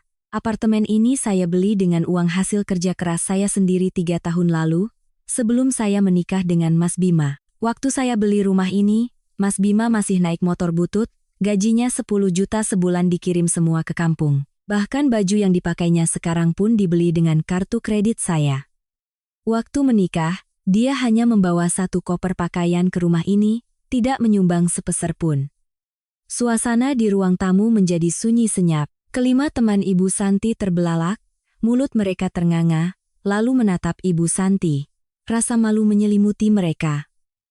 Mereka sadar baru saja duduk seenaknya di rumah orang lain, makan buah orang lain, dan bahkan ikut-ikutan mencaci maki pemilik rumah yang sebenarnya. Kau diam. Berani-beraninya kau bicara seperti itu di depan tamuku. Ibu Santi berteriak. Suaranya parau karena malu, wajahnya memerah lalu pucat. Topeng pamer yang ia kenakan untuk menjadi ratu di kampungnya baru saja kurobek tanpa ampun dengan siraman air dingin. Aku mengabaikan gonggongannya, tetap mempertahankan senyum dingin menatap kelima tamu tak diundang itu. Tante-tante, saya tidak pelit dengan beberapa buah atau tempat duduk yang sejuk.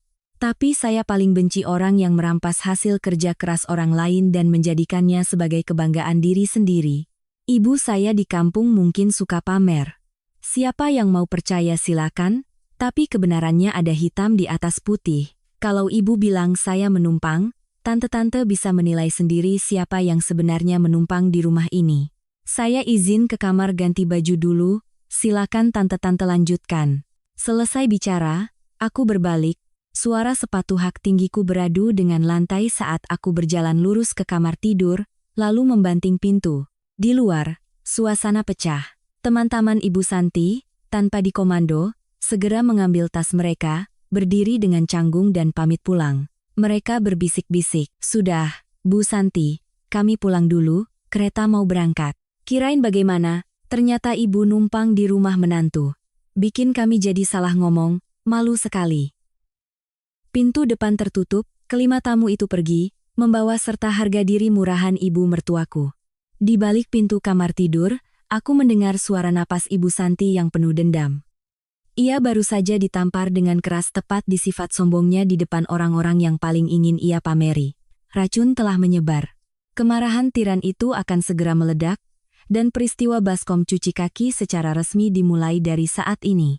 Setelah rombongan teman sekampungnya pulang dengan perasaan malu, suasana di apartemenku berubah menjadi seperti panci presto yang siap meledak. Ibu Santi terduduk lemas di sofa, kedua tangannya memegangi dada, napasnya terengah-engah penuh dengan amarah.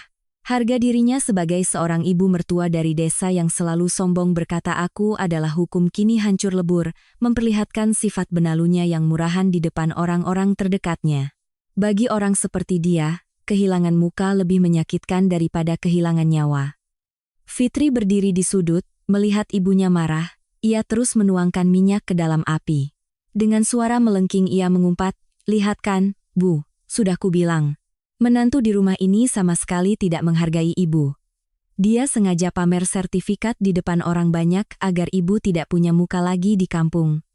Dasar perempuan jahat licik, harus diberi pelajaran, Bu. Jangan sampai dia menginjak-injak seluruh keluarga kita. Sekitar pukul 19.00, Bima pulang kerja. Ia masuk ke dalam rumah, melepaskan dasi bermerek yang kubelikan. Belum sempat tersenyum, ia sudah melihat ibunya terbaring di sofa sambil menangis. Aduh, Ibu Santi memulai dramanya, meraung-raung seperti orang yang dizalimi. Ya Tuhan, Bima, lihat istrimu menghinaku, aku susah payah melahirkanmu. Menyekolahkanmu sampai jadi pejabat bank. Tapi dia berani bilang kau itu gembel, bilang ibu dan adikmu ini benalu di depan teman-temanku. Aku hidup di kampung bertahun-tahun, tidak pernah dipermalukan seperti ini. Kalau kau tidak bisa mendidik istrimu, biarkan aku mati saja. Bima, mendengar ibunya menangis, darah kepahlawanan palsunya langsung naik ke kepala. Ia tidak peduli apa yang sebenarnya terjadi, tidak bertanya sepatah kata pun padaku, hanya melihat ibunya menangis, sifat pengecut dan ketergantungannya pada ibu kembali muncul. Ia menggebrak meja, menggertakkan giginya, ibu diam saja.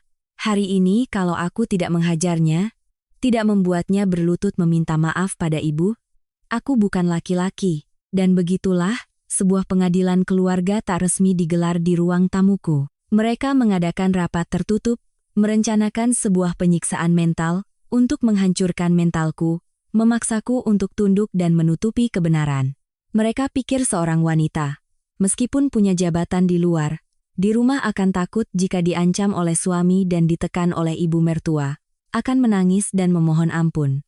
Tepat pukul 21.00, saat aku baru keluar dari kamar mandi, mengenakan piyama sutra yang nyaman dan bersiap untuk istirahat, Bima menyerbu masuk. Ia menarik tanganku, menyeretku keluar ke ruang tamu. Aku tidak melawan, dengan tenang mengikutinya. Karena aku tahu, kamera tersembunyi di speaker Bluetooth telah aktif dan merekam seluruh kegilaan ini. Lampu ruang tamu menyala terang. Ibu Santi duduk dengan angkuh di sofa, matanya yang penuh kebencian menatapku. Di bawah kakinya, Fitri baru saja membawa sebuah baskom plastik merah berisi air hangat yang mengepul. Inilah pemandangan konyol dan menggelikan yang kusebutkan di awal cerita malam badai itu. Batas kesabaranku telah berakhir. Putaran kenangan telah selesai, langsung menyambung ke saat ledakan itu terjadi. Berlutut, cuci kaki ibu agar kau belajar menjadi menantu yang baik. Ibu Santi memberi perintah, suaranya penuh dendam.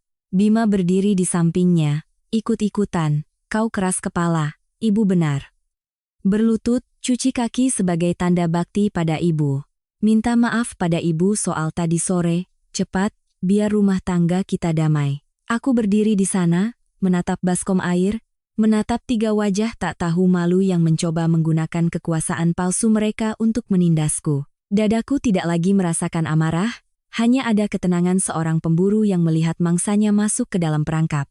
Mereka memaksaku berlutut, memaksaku mencuci kaki. Bagus sekali, rekaman video ini akan menjadi paku terakhir di peti mati pernikahan busuk ini. Aku tersenyum pahit, bukan untuk diriku sendiri, tetapi untuk kebodohan mereka. Aku melangkah maju, tanganku mencengkeram erat pinggiran baskom plastik merah itu, air hangat terasa di sela-sela jariku, semua batas telah terlewati. Aku menggunakan seluruh kekuatanku untuk mengangkat baskom itu setinggi dada.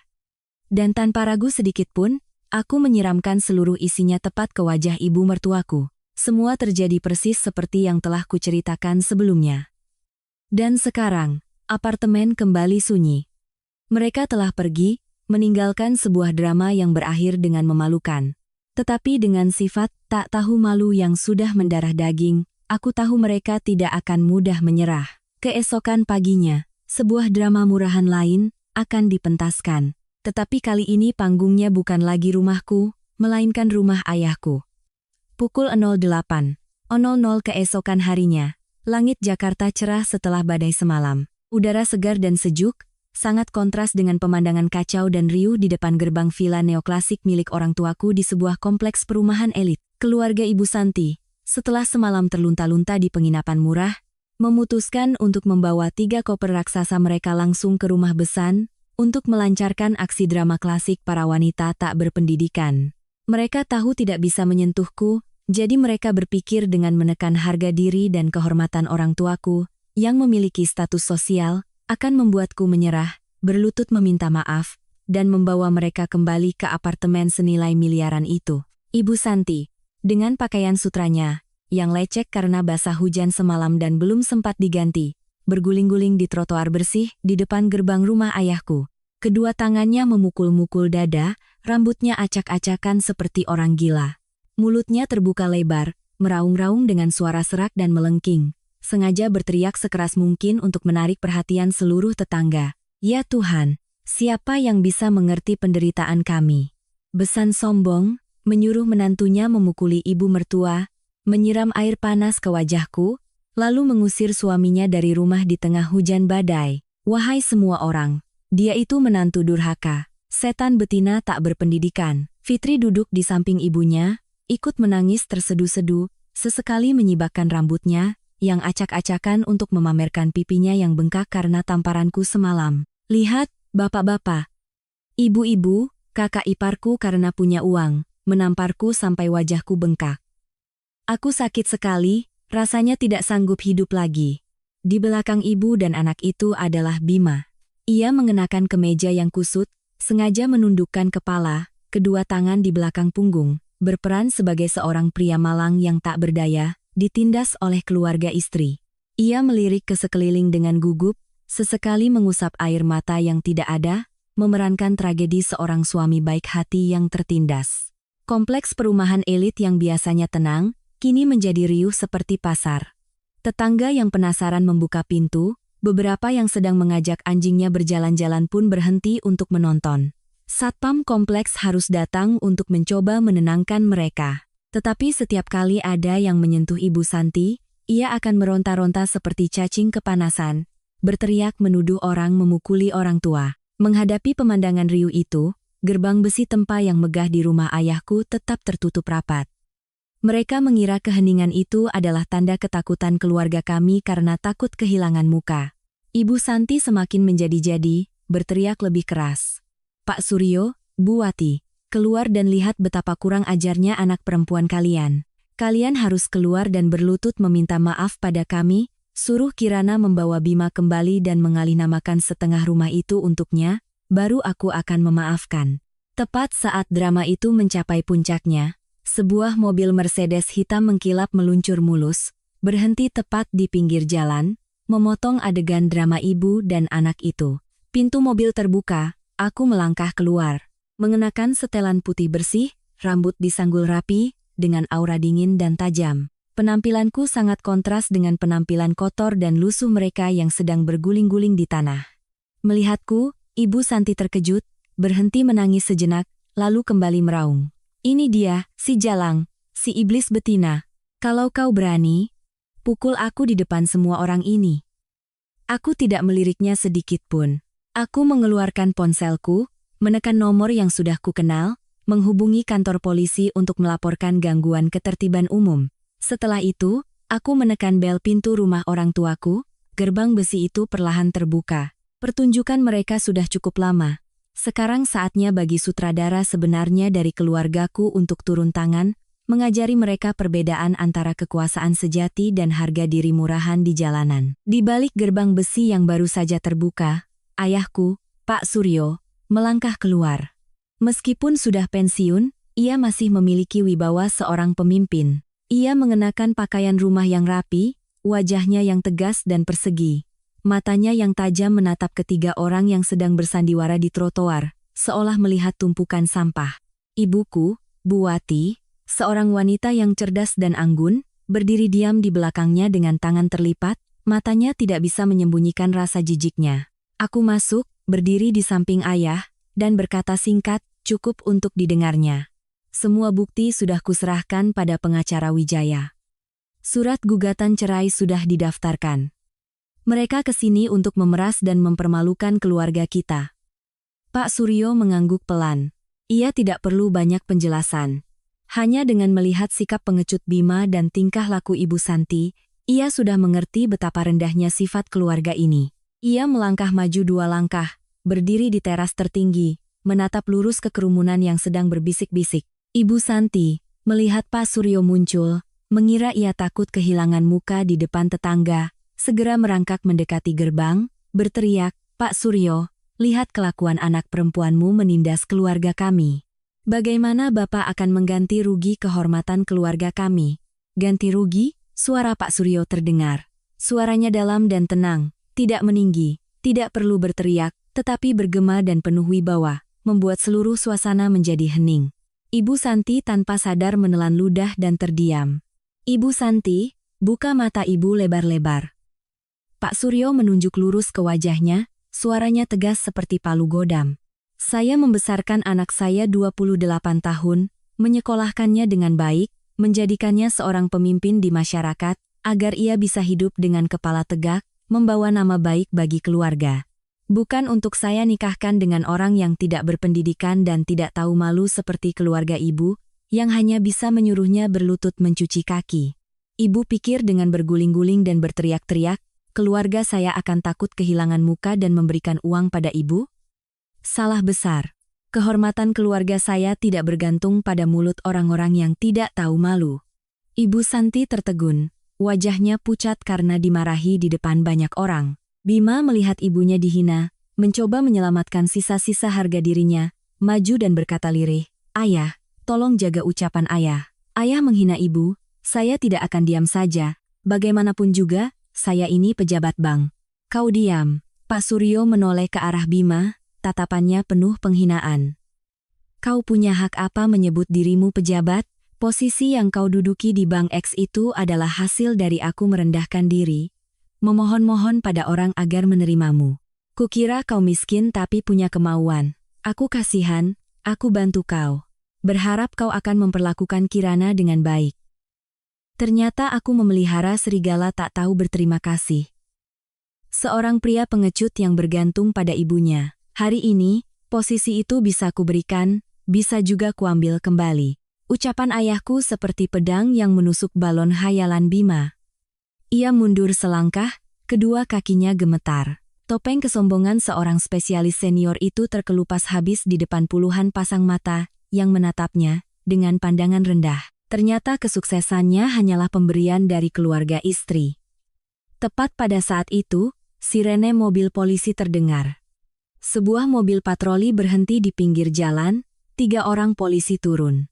Aku sudah menelepon mereka dari mobil, dan di kompleks perumahan elit, polisi akan datang lebih cepat untuk menangani gangguan ketertiban umum. Siapa yang membuat keributan, mengganggu lalu lintas, dan mencemarkan nama baik orang lain di sini? Tanya seorang polisi dengan tegas.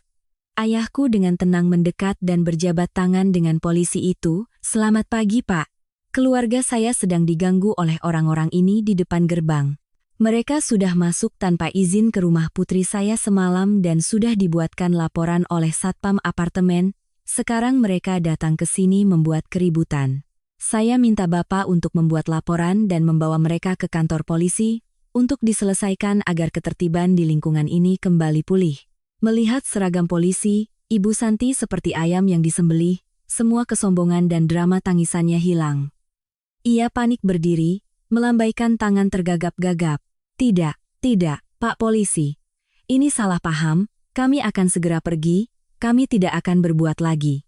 Silakan bertiga membawa barang-barang dan naik ke mobil untuk ke kantor polisi." Perintah tegas itu terdengar, tanpa ada kompromi.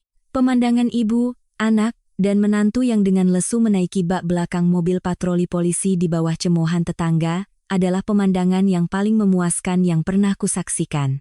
Bima menundukkan kepala, tidak berani menatapku.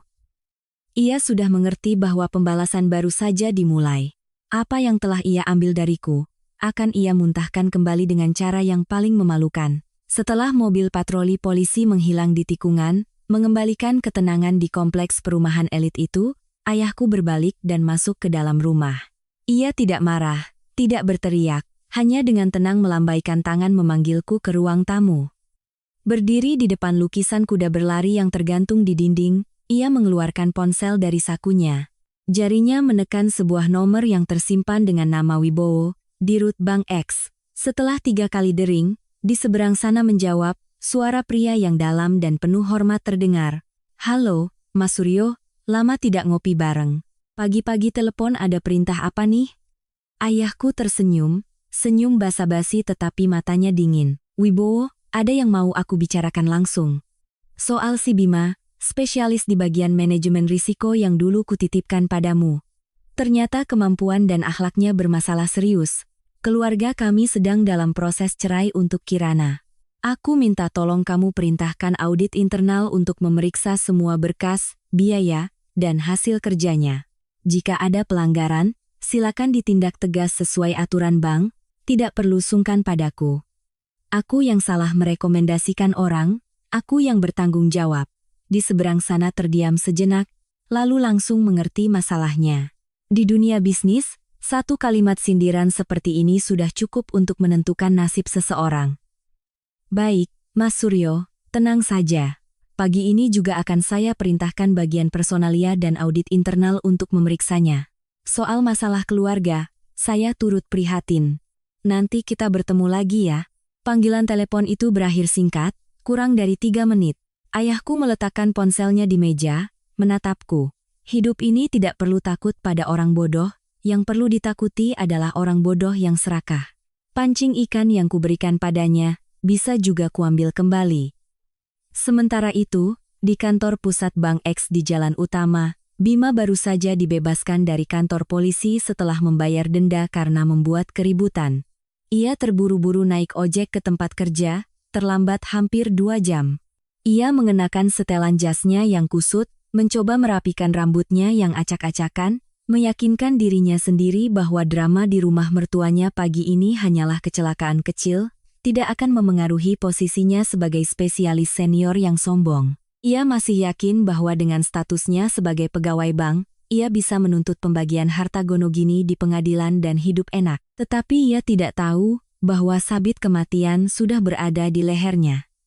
Baru saja duduk, belum sempat menyalakan komputer, kepala bagian personalia bersama 2 auditor internal sudah berdiri di belakangnya. Wajah kepala bagian personalia itu dingin, ia meletakkan sebuah map tebal di meja kerja Bima. "Bima, silakan segera ke ruang rapat nomor 3. Bawa serta kartu identitas pegawai dan semua dokumen serah terima." Bima berkedip, senyum palsunya yang biasa lenyap. "Ada apa, Bu? Hari ini saya ada urusan keluarga jadi sedikit terlambat." "Bukan masalah terlambat." Kepala bagian personalia itu mengetuk map. "Kami baru saja melakukan pemeriksaan mendadak terhadap semua laporan keuangan proyek yang Anda tangani selama 3 bulan terakhir. Ada banyak sekali tagihan untuk menjamu klien yang digelembungkan hingga 3 kali lipat. Makan malam di restoran mewah, pembelian hadiah untuk mitra bisnis. Sebenarnya Anda gunakan kartu kredit perusahaan untuk keperluan pribadi dan menarik uang tunai secara ilegal. Kemampuan kerja Anda buruk, laporan risiko sangat tidak akurat, hampir membuat bank kehilangan klien besar jika atasan tidak mengetahuinya tepat waktu." Wajah Bima pucat pasi, kedua kakinya gemetar, tidak bisa berdiri tegak. Trik-trik kotor kecil-kecilan yang ia kira bisa mengelabui sistem raksasa bank, kini terbongkar semua. Ia tergagap membela diri, "Ibu salah, saya ini orang titipan Direktur Suryo, Ibu tidak bisa seenaknya." "Direktur Suryo mana?" Kepala bagian personalia itu menatapnya dengan pandangan hina. "Bank bekerja berdasarkan kemampuan dan etika. Surat pemecatan Anda sudah ditandatangani oleh Direktur Utama pada pukul 9.30 pagi ini. Bank tidak akan menuntut Anda ke pengadilan ekonomi atas tuduhan penggelapan. Sebagai gantinya, Anda dipecat seketika, tanpa pesangon apapun. Bereskan barang-barang Anda." 15 menit kemudian, di bawah tatapan sinis puluhan rekan kerjanya, Bima memeluk sebuah kardus kecil berisi beberapa barang pribadinya, berjalan lesu keluar dari pintu kaca otomatis bank. 2 petugas keamanan bertubuh besar mengawasinya sampai ke tempat parkir, tatapan mereka waspada seperti melihat seorang kriminal. Ia berdiri termangu di tengah persimpangan jalan yang ramai, kardus di tangannya terasa berat, angin musim gugur meniupnya membuatnya menggigil. Kehilangan istri kaya, kehilangan rumah mewah, kini kehilangan satu-satunya pekerjaan yang membuatnya bisa sombong. Hukuman di tempat kerja menimpanya secepat kilat, membakar habis semua hayalan kekuatan seorang benalu. Rangkaian hari-hari neraka bagi Bima baru saja dimulai. 2 bulan kemudian, sidang pertama kasus perceraian dan sengketa harta antara aku dan Bima digelar di pengadilan negeri. Suasana di ruang sidang sangat menyesakan. Kipas angin di langit-langit berputar pelan, tidak mampu mengusir bau apek dari kursi-kursi kayu dan ketegangan yang siap meledak. Aku duduk di kursi penggugat, mengenakan setelan berwarna krem yang elegan, menyesap sedikit air, dengan sikap tenang. Di sampingku adalah pengacara Wijaya, yang sedang dengan cermat menata kembali tumpukan dokumen, USB, dan laporan keuangan. Di seberang, di kursi tergugat, adalah sebuah pemandangan tragikomedi. Bima tampak kurus kering, wajahnya kuyu, janggut dan kumisnya tidak terawat, matanya menatapku dengan penuh kebencian. Sejak dipecat, ia tidak bisa menemukan pekerjaan. Kabar buruk tentang kebiasaan mencuri, dan etika buruknya sudah menyebar di kalangan perbankan.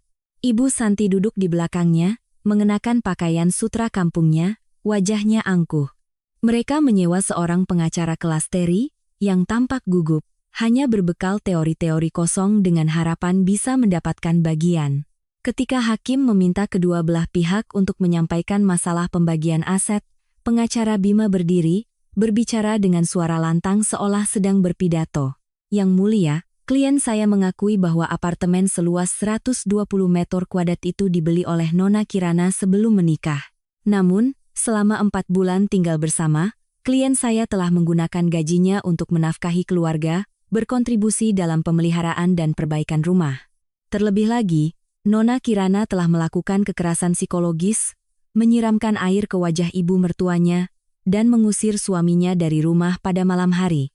Oleh karena itu, kami meminta pengadilan untuk mempertimbangkan pembagian sebagian nilai apartemen atau meminta Nona Kirana membayar ganti rugi sebesar 1 miliar rupiah untuk kerugian imaterial dan kehormatan klien saya dan keluarganya. Mendengar kata kerugian kehormatan, Ibu Santi di bawah langsung ikut menimpali sambil menepuk pahanya. Benar, Yang Mulia. Dia itu menantu jahat, dia memukul anak perempuanku sampai bengkak, menyiram air panas ke wajahku. Dia harus membayar ganti rugi pada keluarga kami, kalau tidak aku tidak akan diam saja. Palu hakim diketuk, meminta keluarga tergugat untuk tenang. Silakan pengacara penggugat menyampaikan. Pengacara Wijaya perlahan berdiri, mengancingkan jasnya dengan rapi.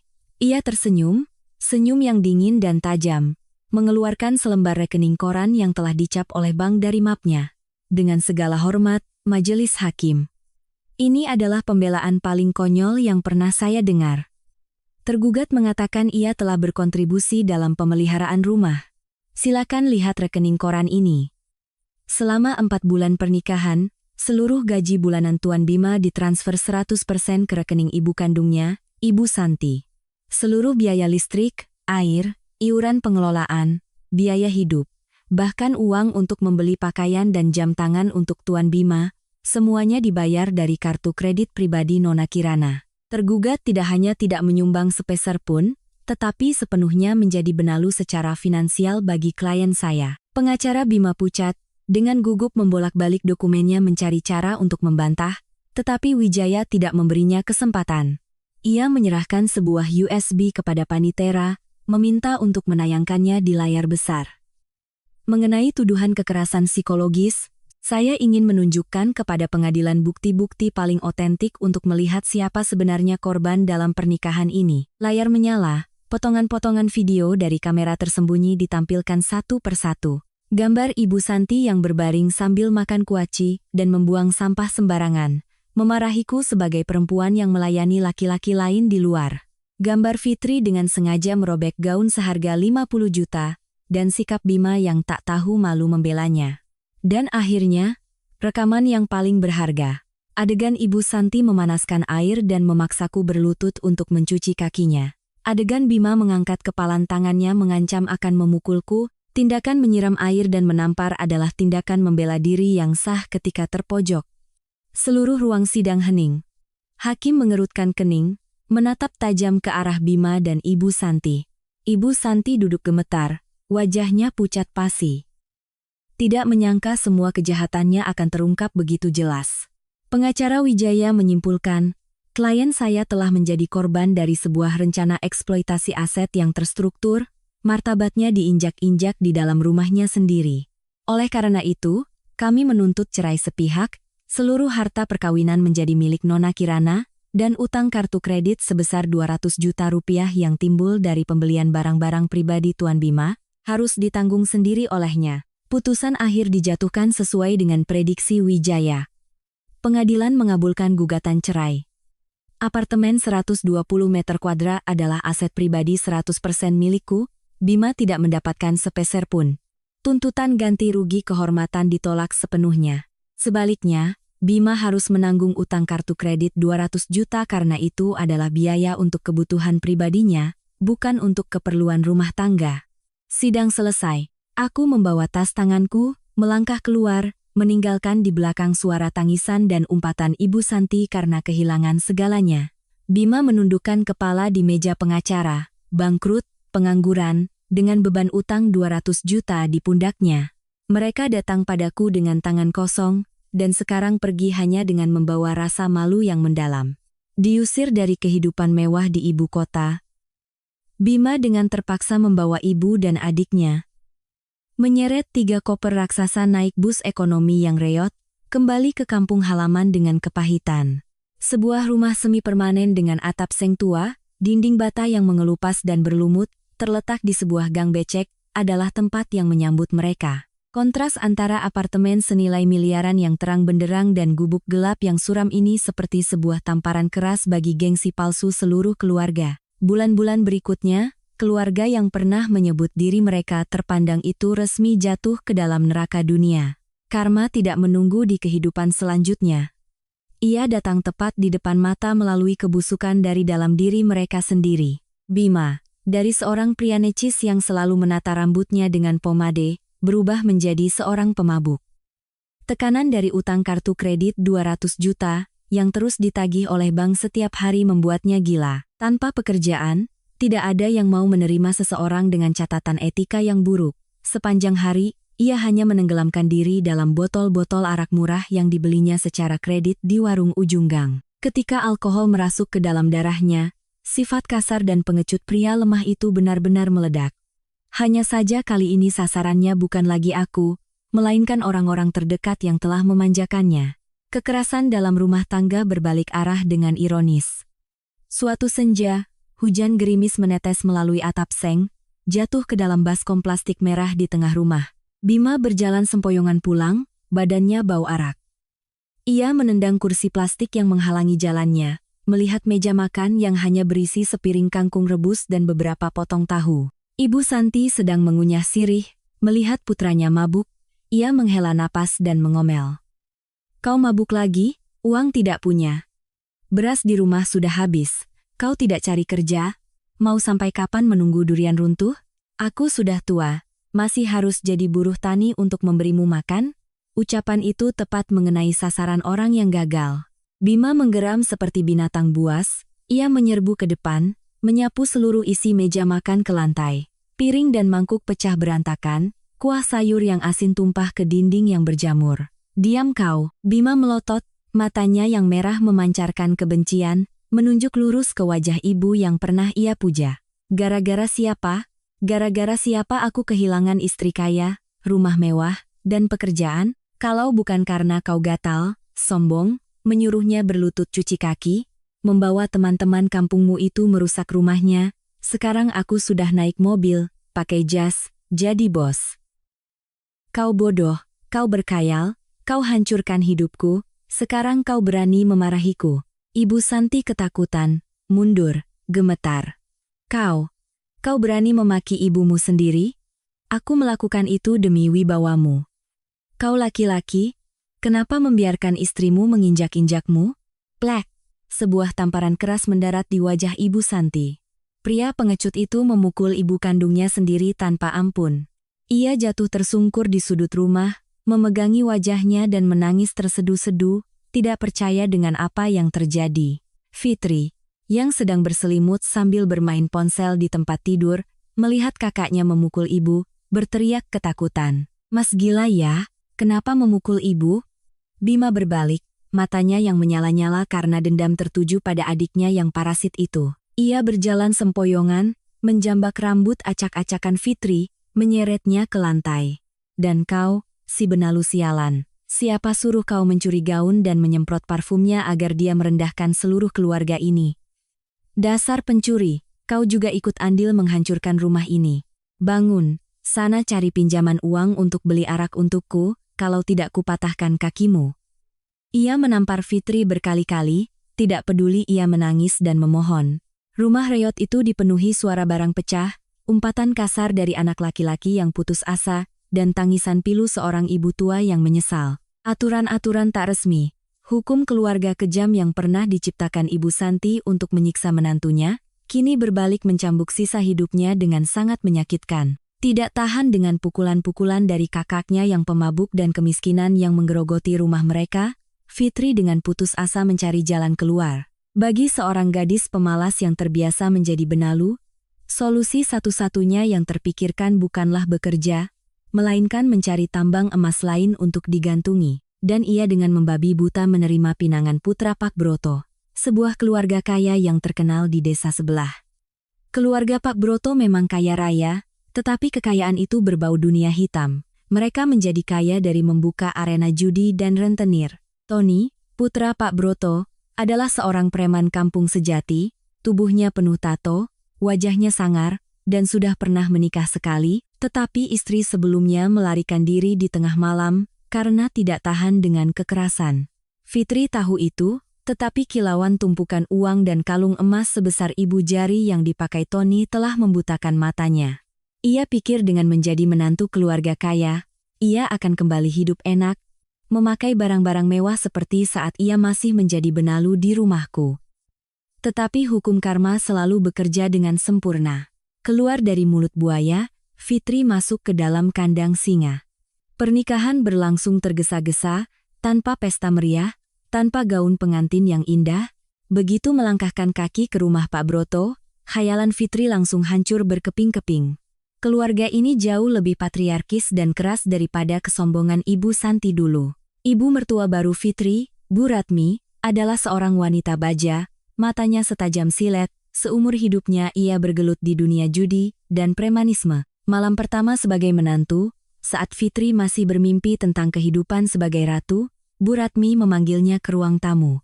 Di tengah ruangan ada sebuah baskom berisi air hangat rendaman daun sirih, berlutut. Bu Ratmi menghisap rokok kreteknya, menghembuskan asap putih, dengan dingin memberi perintah. Menikah dengan keluarga ini harus tahu diri, jadi anjing atau kucing. Aku dengar kau di rumah pemalas, suka mencuri, dan kurang ajar pada kakak iparmu dulu. Di tanganku, akan kubuat kau jadi besi. Cuci kakiku, bersihkan setiap sela-sela jarinya, jangan sampai ada air yang tumpah. Fitri tertegun, pemandangan baskom plastik merah, perintah untuk berlutut mencuci kaki, terulang persis seperti kaset yang diputar ulang. Hanya saja kali ini ia adalah korban sebenarnya. Tanpa perlindungan, tanpa uang, dan tanpa kemampuan untuk membela diri. Ia menggigit bibir, berdiri diam, hendak membantah seperti kebiasaannya yang angkuh dulu. Saya menantu, Bu, bukan pembantu. Belum selesai bicara, Tony, suaminya yang preman, dari belakang melayangkan tamparan keras, yang membuat Fitri jatuh tersungkur. Ibuku suruh kau berlutut ya berlutut, mau melawan, hah? Tony menjambak rambutnya, menekan kepalanya ke dekat baskom. Air tumpah mengenai pakaian barunya. Di rumah ini, perkataan ibuku adalah perintah suci. Kalau kau tidak melakukannya, akan kuhajar kau sampai babak belur. Kekejaman keluarga Pak Broto bukanlah sandiwara, melainkan sifat asli mereka. Fitri gemetar, air mata berlinang. Tangannya yang dulu dengan seenaknya merobek gaun seharga 50 juta milikku, kini harus dengan gemetar mencelupkannya ke dalam air, menggosok kaki kapalan ibu mertuanya yang preman. Setiap pagi ia harus bangun jam 4 untuk menyiapkan makanan bagi seluruh anak buah ayah mertuanya. Salah sedikit, membantah sedikit, langsung mendapat tamparan keras dari suaminya yang kasar. Di malam-malam yang dingin, berlutut di lantai yang dingin, mencuci kaki Bu Ratmi, Fitri menangis dalam diam. Ia teringat wajah tenang dan senyum dinginku saat aku menyiramkan air dari baskom. Ternyata kesabaran dan harga diriku adalah sesuatu yang tidak akan pernah bisa ia capai. Ia pernah ikut ibunya menyiksaku, mendorongku ke jurang perceraian, dan kini hukum karma mengatur agar ia merasakan persis apa yang pernah ia lakukan pada orang lain. Tetapi dengan tingkat kekejaman yang lebih parah dan tanpa jalan keluar. Penyesalan yang terlambat bercampur dengan air mata, jatuh ke dalam baskom cuci kaki yang keruh, pahit sampai ke tulang. 1 tahun berlalu. Waktu adalah penyembuh terbaik, sekaligus tolak ukur paling jelas bagi nilai seorang wanita mandiri. Musim gugur di Jakarta menyambutku dengan angin sepoi-sepoi yang lembut. Udara yang lembab setelah hujan membuat jalanan berkilau di bawah lampu kuning. 1 tahun setelah keluar dari pernikahan busuk itu, aku secara resmi diangkat oleh Dewan Direksi menjadi CEO perusahaan media. Gajiku naik 2 kali lipat. Karierku meroket. Aku tidak lagi harus menghabiskan malam-malamku berhadapan dengan intrik licik keluarga mantan suamiku. Aku lajang, bebas, bangga, dan menikmati hidup dengan cara yang paling mewah. Untuk menghargai kerja kerasku, aku menjual mobil lama dan membeli sebuah Porsche putih bersih dengan interior kulit sapi yang mewah. Dalam hidup seorang wanita, tidak ada yang lebih aman dan menawan daripada duduk di dalam mobil yang dibeli dengan uang sendiri, mendengarkan musik yang disukai, dan sepenuhnya mengendalikan setir kehidupannya sendiri. Sore itu, hujan deras turun. Tetesan-tetesan air yang berat menghantam kaca depan. Aku duduk di dalam ruang Porsche yang kedap suara dan hangat. Musik merdu dari sistem suara Burmester memanjakan setiap inderaku. Berhenti di lampu merah di sebuah persimpangan ramai di Jalan Sudirman, mataku tanpa sengaja melirik keluar jendela di samping kursi penumpang. Di pinggir jalan, di bawah emperan sebuah toko kelontong yang tutup, seorang pria mengenakan jas hujan plastik hijau dari sebuah perusahaan ojek online sedang berdiri kedinginan. Seluruh tubuhnya basah kuyup, sepeda motor bututnya terparkir miring di sampingnya. Ia sedang berteriak-teriak, wajahnya memerah, bertengkar dengan seorang penumpang wanita, karena beberapa ribu rupiah uang tip. "Mbak, argonya kan 12.000, hujan begini jalanan banjir, Mbak harusnya kasih tambahan 5.000 dong, Mbak kan tidak miskin, masa pelit begitu?" Suara serak dan kasar itu terdengar di antara deru hujan.